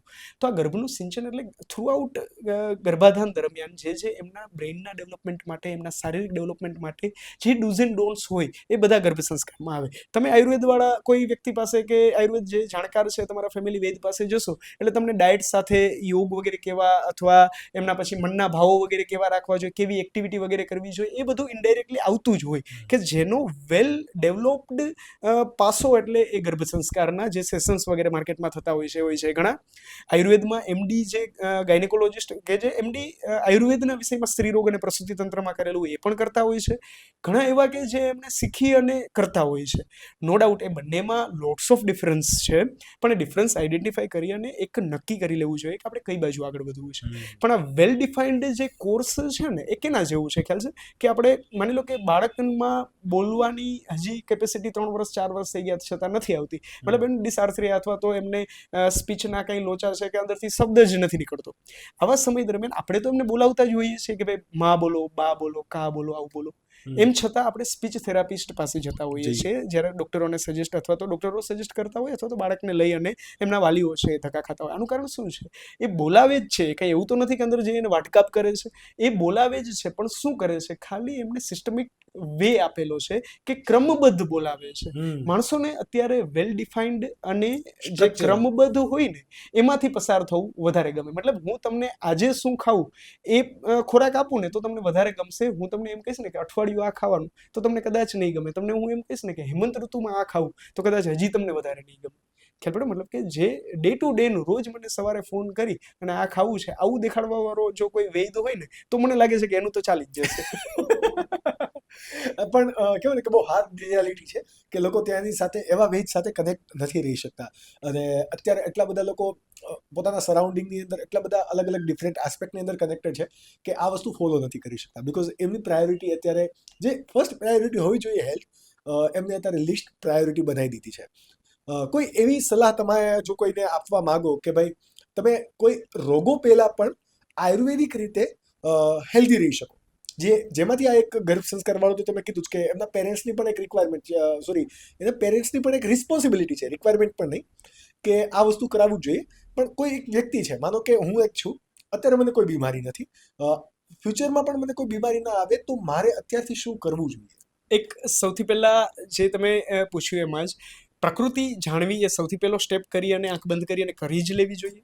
એ પ્રમાણેનો ખોરાક કાં તો તમારા આયુર્વેદના વૈદ પાસે અને કાં પછી તમારા કોઈ ફેમિલીમાં કોઈ અત્યારે એજ્યુકેશન લેતું હોય. કેમ કે આ છે ને આયુર્વેદનો કોર અથવા તો બેઝ છે કે જે બેઝ ઉપર બધી જ વસ્તુ આગળથી આઈડેન્ટિફાઈ થવાની છે. કદાચ એ તમારા સ્ટુડન્ટ અથવા તમારા ઓળખીતાને આયુર્વેદમાં ઇન્ટરેસ્ટ હશે કે નહીં હોય, પણ એ તમારી પ્રકૃતિ તો આરામથી જાણી દેશે. ખ્યાલ પડે? મતલબ કે બ્લાઇન્ડલી તમે એમની પાસે જઈ અને પૂછી શકો અને જાણી શકો એમ છો. એકવાર જાણી લેવી જોઈએ. એ પછી જે આપણે વાત કરી કે ભાઈ આમાં હજી વધારે શું ધ્યાન રાખવું કે જેથી કરીને રોગ જ ન આવે, તો શાસ્ત્ર ખરેખર એવું જ આપે છે કે એમની ડેફિનેશન એવી છે કે આયુર્વેદના કોઈ પણ તંત્રના હંમેશા પ્રયોજન હોય. પ્રયોજન મતલબ તમે કોઈ હોસ્પિટલમાં જાઓ ને તો એ હોસ્પિટલની જે એક્રેડિટેશન બોડી અથવા રેગ્યુલેટરી બોડી હોય ને એ એમણે લખેલું હોય, એમના વિઝન અને મિશન્સ આ છે. કોઈ પણ ઇન્સ્ટિટ્યૂટના એના વિઝન અને મિશન હોય. એવી રીતે જ્યારે આયુર્વેદના તંત્રનું પ્રયોજન જે શાસ્ત્રમાં આપેલું છે એમણે લખેલું છે સ્વસ્થસ્ય સ્વાસ્થ્ય રક્ષણમ અને આતુરસ્ય વિકાર પ્રશમનમ ચ. હવે આમાં બંને વસ્તુ એવી છે કે જે સ્વસ્થના સ્વાસ્થ્યને રક્ષણ કરવું અને આતુર એટલે કે જે રોગી છે એમના વિકાર એટલે કે એમના રોગનું દૂર નિવેડો કરવો. હવે આ બંનેની તમે ક્રમ જો, સૌથી પહેલો ક્રમ એમણે આપ્યો છે સ્વસ્થસ્ય સ્વાસ્થ્ય રક્ષણ. મતલબ કે એ કોઈ વૈદુ અથવા તો વૈદત્વ કોઈ અર્નિંગ અથવા કમાવા માટે નહીં, પણ સ્વાસ્થ્યની જે કોઈ સ્વસ્થ છે એમના જાળવવાની રક્ષા માટે એ એમનું પહેલું પ્રયોજન છે. અને બીજું પ્રયોજન કે જે કદાચ પ્રજ્ઞાપરાધના કારણે કોઈ રોગ વગેરે લઈને આવે તો એ રોગનું શમન કરવું. આ બંને પ્રયોજનથી આયુર્વેદ છે એ આગળ કામ લેતું હોય છે કે જે તમે કદાચ કોઈ પણ આયુર્વેદનો વિડીયો રેન્ડમ જોશો ને તો સૌથી પહેલું લોકો આ પીરસશે. આપણે તો બહુ પાછળ વાત આવી, પણ સૌથી પહેલું લોકો આ પીરસશે કે ભાઈ આયુર્વેદનું શું કામ છે, તો કે સ્વસ્થનું રક્ષણ કરવું અને રોગનો વિકાર દૂર કરવો. તમારી જે હોસ્પિટલ છે કેતુ, તો એમાં આયુર્વેદને લઈને કઈ કઈ અત્યારે ફેસિલિટીઝ છે અને ત્યાં શું રિઝલ્ટ મળ્યું છે? ઓકે, પેશન્ટ્સને શું શું રિઝલ્ટ મળે છે? એકચ્યુઅલી અમારી સંસ્થા જે 1.5 અરાઉન્ડ યરથી કાર્યરત છે, આ સંસ્થામાં અમે આયુર્વેદની સારવાર જે આપણે વાતો કરી, જે ઔષધોની વાતો કરી કે જે કંઈ વાતો કરી એ પ્રકારની સારવારો તો ત્યાં ઉપલબ્ધ છે જ. પંચકર્મ મેં એમડી, હવે પંચકર્મ વિશેષજ્ઞમાં ઘણાના પ્રશ્નો એવા હોતા હોય છે કે ભાઈ પંચકર્મ વિશેષજ્ઞ એટલે શું, અથવા શબ્દ શું છે, કે આવા પ્રશ્નો કરતા હોય છે કે વિશેષજ્ઞ એટલે ખરેખર BMS પછી MD પંચકર્મ વિષયમાં થતો હોય છે. મતલબ કે જેવી રીતે માસ્ટર્સ હોતા હોય બધા વિષયોના, એવી જ રીતે સર્જરીમાં જે માસ્ટર આયુર્વેદ પછી થાય એમને શલ્ય કહેવાય. એવી જ રીતે ગાયનીમાં જે માસ્ટર થાય આયુર્વેદ પછી એમને સ્ત્રીરોગ અને પ્રસૂતિ તંત્ર કહેવાય. અને પંચકર્મમાં મતલબ કે જે સ્પેસિફિક પંચકર્મમાં માસ્ટરી થતી હોય એમને પંચકર્મ વિશેષજ્ઞ અથવા તો MD પંચકર્મ છે કહેવાતું હોય કે જે મેં કરેલું છે. અને ત્યાં અમે આ પંચકર્મની સારવારો છે ત્યાં ડિલિવર કરતા હોઈએ છીએ.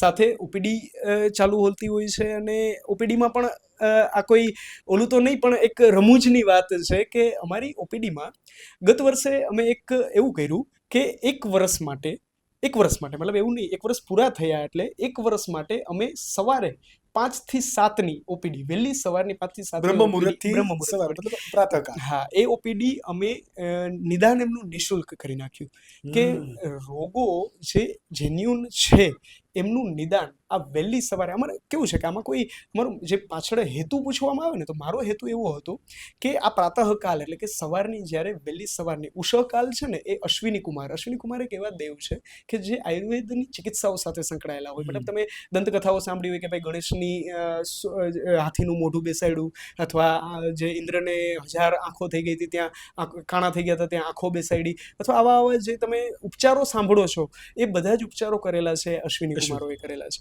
તો એ અમારા માટે દેવ સમાન ગણાતા હોય. એમની જ્યારે ઋગ્વેદ અથવા વેદોમાં હિસ્ટ્રી જોવામાં આવે ને ત્યારે એવું સૂચવે છે કે ઉષકાલ એટલે કે જ્યારે રાત્રિ પૂરી થાય અને દિવસનો સૂરજ ઉગતો હોય એની પહેલા આ અંજવાળું છે આવે ને એને ઉષા કહેવાય. આ કાલમાં અશ્વિની કુમારોનો વિશેષ આ લોક તરફની ગતિ હોય છે. આમાં બધું આધ્યાત્મિક લાગી કે ભાઈ આ ગતિ એટલે શું ને આ શું તે શું. એમ ખરેખર આ કેવું છે કે માની લો કે ગણેશ ચતુર્થી છે, એ ગણેશ ચતુર્થ આપણે ક્યારે ઉજવીએ? ચતુર્થીના દિવસે. શું કામ? કેમ કે એ પ્રાભાવિક રીતે આ પૃથ્વીલોક તરફની ગણેશની વિશેષ આગ્રહ છે કે ભાઈ આ દરમિયાન એમની ગતિ છે વિશેષ કરીને અહીંયા હોય છે. સેમ એવી જ રીતે આપણે કહીએ કે ભાઈ શ્રાવણ મહિનો આખો. શું કામ? કેમ કે શ્રાવણ મહિના દરમિયાન શિવની વિશેષ ગતિ આ બાજુ હોતી હોય તો આપણે શિવના ઉપચારો છે એ ચાલુ કરતા હોય. સેમ એવી જ રીતે પ્રાતઃ ઉષકાલ છે ને, એ અશ્વિની કુમારો માટેનું વિશેષ કાલ છે કે એમની ગતિ આ તરફની વધારે હોતી હોય છે. આ દરમિયાન થતા નિદાન અને ઉપચારોની વિશેષ ઇફેક્ટ અને સારવારોના વિશેષ પરિણામો છે આવતા હોય છે કે જે નરી આંખે અમે પણ ફીલ કરતા હોઈએ છીએ અને જોતા હોઈએ છીએ.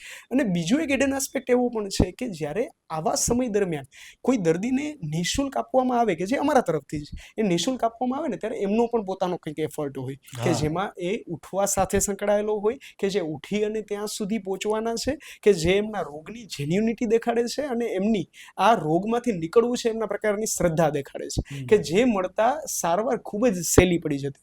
અને જ્યારે ભૂખ્યા પેટે કોઈ વ્યક્તિઓના સંપર્ક અથવા ઓછા વ્યક્તિઓના સંપર્કથી એ 5 વાગે ત્યાં પહોંચી જાય અથવા વહેલી સવારે ત્યાં પહોંચી જાય ને તો એમનો કોઠો એમને પૂરેપૂરો ખ્યાલ હોય કે એમની તાસીર કેવી છે, એમની ભૂખ કેવી છે, પેટની સફાઈ વગેરે કેવી થાય છે, એ બધું એ વિધાઉટ કોઈ હેઝિટેશન. મતલબ આ કેવી વાત છે કે આખા દિવસ દરમિયાન કોઈ દર્દી મારી પાસે બપોરે આવે અને એ જમીને આવ્યું હોય અને હું એને પૂછું કે ભાઈ ભૂખ કેવી લાગે છે, એટલે એવું જ કહેશે કે ભાઈ ના ભૂખ એટલી બધી નથી લાગતી. શું કામ કે હજી જસ્ટ નીચે જમીને આવ્યા છે.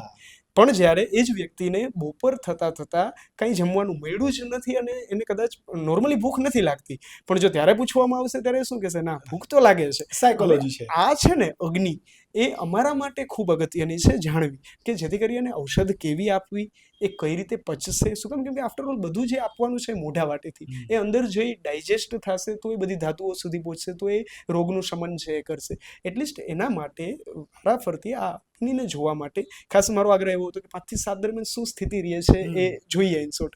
અને ખાસ આ દરમિયાન જ્યારે રોગી ત્યાં સુધી પહોંચે અને એમના માટેની સારવારો વગેરે લે ત્યારે વિશેષ શ્રદ્ધા સાથે જે કંઈ સજેશન વગેરે આપેલું હોય ને એવું પણ પ્રેક્ટિકલી મેં આ 6-1 મહિના દરમિયાન જોયું કે લોકો એમને ફોલો પણ સારી રીતે કરતા હોય છે.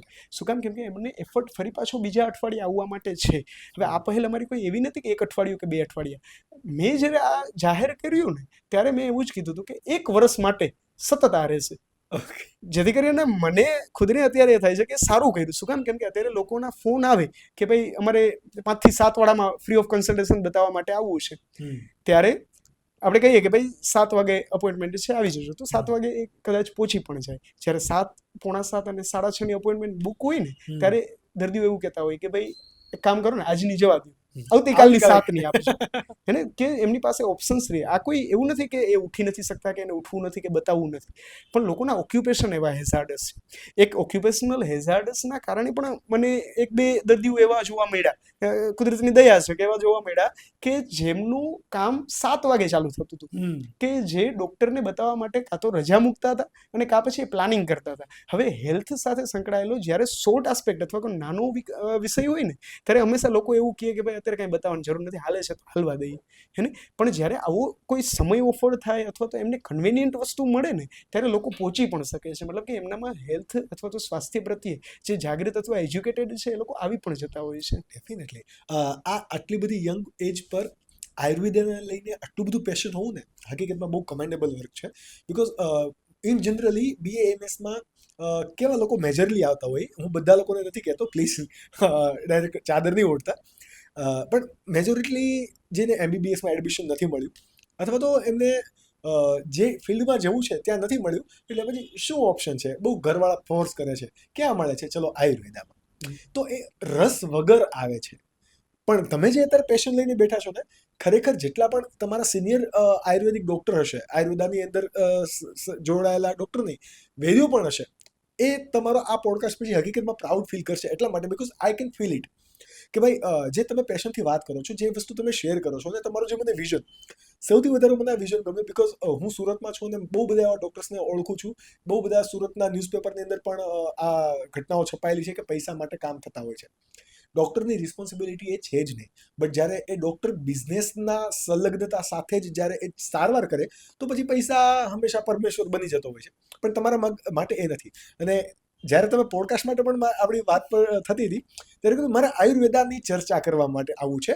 કેતુ હોસ્પિટલ તો ચાલે છે, ચાલવાની છે, બિકોઝ તમે સર્વિસ જે આપો છો એના કારણે. અને એ કેવું ને કોઈ ડૉક્ટરના મોડેલ સાંભળવું ને એ અમારા માટે બહુ જ પ્રિવિલેજ હોય છે. એટલે I am really thankful to that. જો તમે કંઈક આની અંદર એડ કરવા માંગતા હોય તો. એકચ્યુઅલી છે ને જે તમે વાત કરી ને કે ભાઈ ડૉક્ટરો પૈસા માટે કે એના માટે આ બધું કરતા થયા છે. હવે એમનું પણ કારણ તમે જુઓ કે ખરેખર બાળકને શું ભણાવવું એ કોણ નક્કી કરે છે અત્યારે? એમના પેરેન્ટ્સ.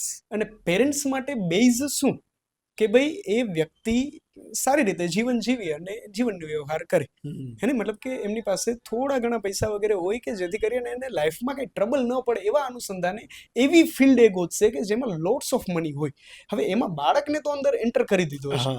હવે બાળક પાસે કદાચ મતલબ બાળક એટલે વિદ્યાર્થી, બાળક તો સ્વાભાવિક છે કે પોતાના ડિસિઝન લઈ શકે, પણ મોટા ભાગના કેસીસમાં આવું થતું હોય છે કે માની લો કે એમને MBBS કે ફોર એક્ઝામ્પલ કોઈ પણ હેલ્થ સેક્ટરની બ્રાન્ચ એમને અપાવી દીધી કે જેમનો હેતુ એમના મધર ફાધરનો એવો હતો કે કાં તો આ સેવા કરે અને કાં પછી પૈસા કમાય. વેલ સેટ લાઈફસ્ટાઈલ. હા બસ, પણ આ બંનેમાંથી કયું રાખવું એ એની અંદર અભ્યાસ કરતા વિદ્યાર્થી ઉપર જ ડિપેન્ડન્ટ છે, એની પ્રકૃતિ ઉપર જ ડિપેન્ડન્ટ છે, એના સંસ્કાર અને એના થયેલા ગર્ભ સંસ્કાર ઉપર જ ડિપેન્ડન્ટ છે. મતલબ કે આ કેવી ઘટના છે કે એક વખત અંદર એન્ટર થઈ ગયા પછી પૂરું જ એની હાવ કરવું પડે એમ છે, તો પછી એ કદાચ 7 સોનાની ફિલ્ડ હશે તો પણ એમાં નેગેટિવ ઇમ્પેક્ટ અને એમાં ડ્રોબેક્સ છે આવવાના જ છે. પણ જે કદાચ એમના ઇન્ટરેસ્ટની વિષય નથી છતાં પણ કોઈ સારા ભાવ સાથે એમાં ડિલિવર મળી છે તો એમાં આગળ વધતા જે સારો ભાવ છે એ તો સિદ્ધ થશે જ. પણ જો કદાચ પૈસાનો જ ભાવ હોય તો પછી આ બધા પ્રશ્નો આવે કે મારે MBBSમાં લેવું કે BAMSમાં લેવું કે શેમાં લેવું. ઇન શોર્ટ, જો પાછળ અર્થ એટલે કે મુખ્ય હેતુ જો સેવાનો જ હોય તો એ બધો જ ઓપ્શન હેલ્થ સાથે સંકળાયેલો છે એ બંને ફિલ્ડમાં ઓલમોસ્ટ સિમિલર થવા બાજુ છે કે તમને મળશે જ. ઓકે, બટ કહેવાય ને કે આ એક પાવરફુલ પોડકાસ્ટની ઇમ્પેક્ટ લગભગ ક્રિએટ થશે પણ ખરી, બિકોઝ જેટલા લોકોને કહેવું છે બરાબર કહી નથી શકતા, પ્લેટફોર્મ નથી, જેટલા લોકો ક્યાંક ને ક્યાંક જે આપણે ચર્ચાઓ કરી એ પરેશાનીથી જૂજે છે બરાબર, તો એને પણ આ કદાચ સોલ્યુશન મળી ગયું છે. અને I am personally really thankful to you and mister Jay કે તમે બંને આ એક ઇનિશિયેટિવ લીધું કે ચલો ભાઈ બિઝનેસ પોડકાસ્ટ પ્લેટફોર્મ પર આપણે આ જવું છે, બિકોઝ અહીંયાથી લોકોનો ઇમ્પેક્ટ ક્રિએટ થશે. I really appreciate that. અને એ બદલ જ અમે એક તમને સ્કિલ જોગી ટીમ તરફથી એક નાનું ગિફ્ટ આપવા માંગીએ છીએ. ધીસ ઇઝ ફોર યુ કે આનાથી ઘણો બધો તમે ઇમ્પેક્ટ ક્રિએટ કર્યો છે અમારા ઓડિયન્સ માટે. અમારી ઓડિયન્સને બહુ બધી વેલ્યુ મળવાની છે. અને યસ, આ પોડકાસ્ટ જો તમને તમારી લાઈફની અંદર ક્યાંક હેલ્થ માટે કે પછી તમારા લાઈફસ્ટાઈલ માટે ક્યાંક ને ક્યાંક વેલ્યુ એડ કરતો હોય તો પ્લીઝ અમને ફોલો કરજો. કેતુ હોસ્પિટલ વિશેની તમારે ડિટેલમાં ડિસ્ક્રિપ્શન જોતું છે તો પ્લીઝ તમે આ વિડીયોનું ડિસ્ક્રિપ્શન તમે ચેક કરી શકો છો. બાકી ઇન્સ્ટાગ્રામ પર મને તમે DM કરજો, હું ડેફિનેટલી ડૉક્ટર પ્રતીકનો કોન્ટેક્ટ નંબર અથવા તો એમની ઓર્ગેનાઇઝેશનનો કોન્ટેક્ટ નંબર તમારી સાથે શેર કરીશ અને તમને ત્યાંથી કે વેલ્યુ મળશે. આ આખા પોડકાસ્ટનો એક જ ઇન્ટેન્શન છે, યુથ હેલ્ધી બને ત્યારે જ રાષ્ટ્ર જે ડેવલપ કરવાની આપણી ભાવના છે, જે અમે લોકો એમ લઈને ચાલીએ છીએ એ થશે. ત્યાં સુધી જો તમારી પણ કોઈ પણ સ્કિલ છે તો પ્લીઝ ફોલો ઇટ, ક્યોંકિ એ સ્કિલ કા મામલા હૈ.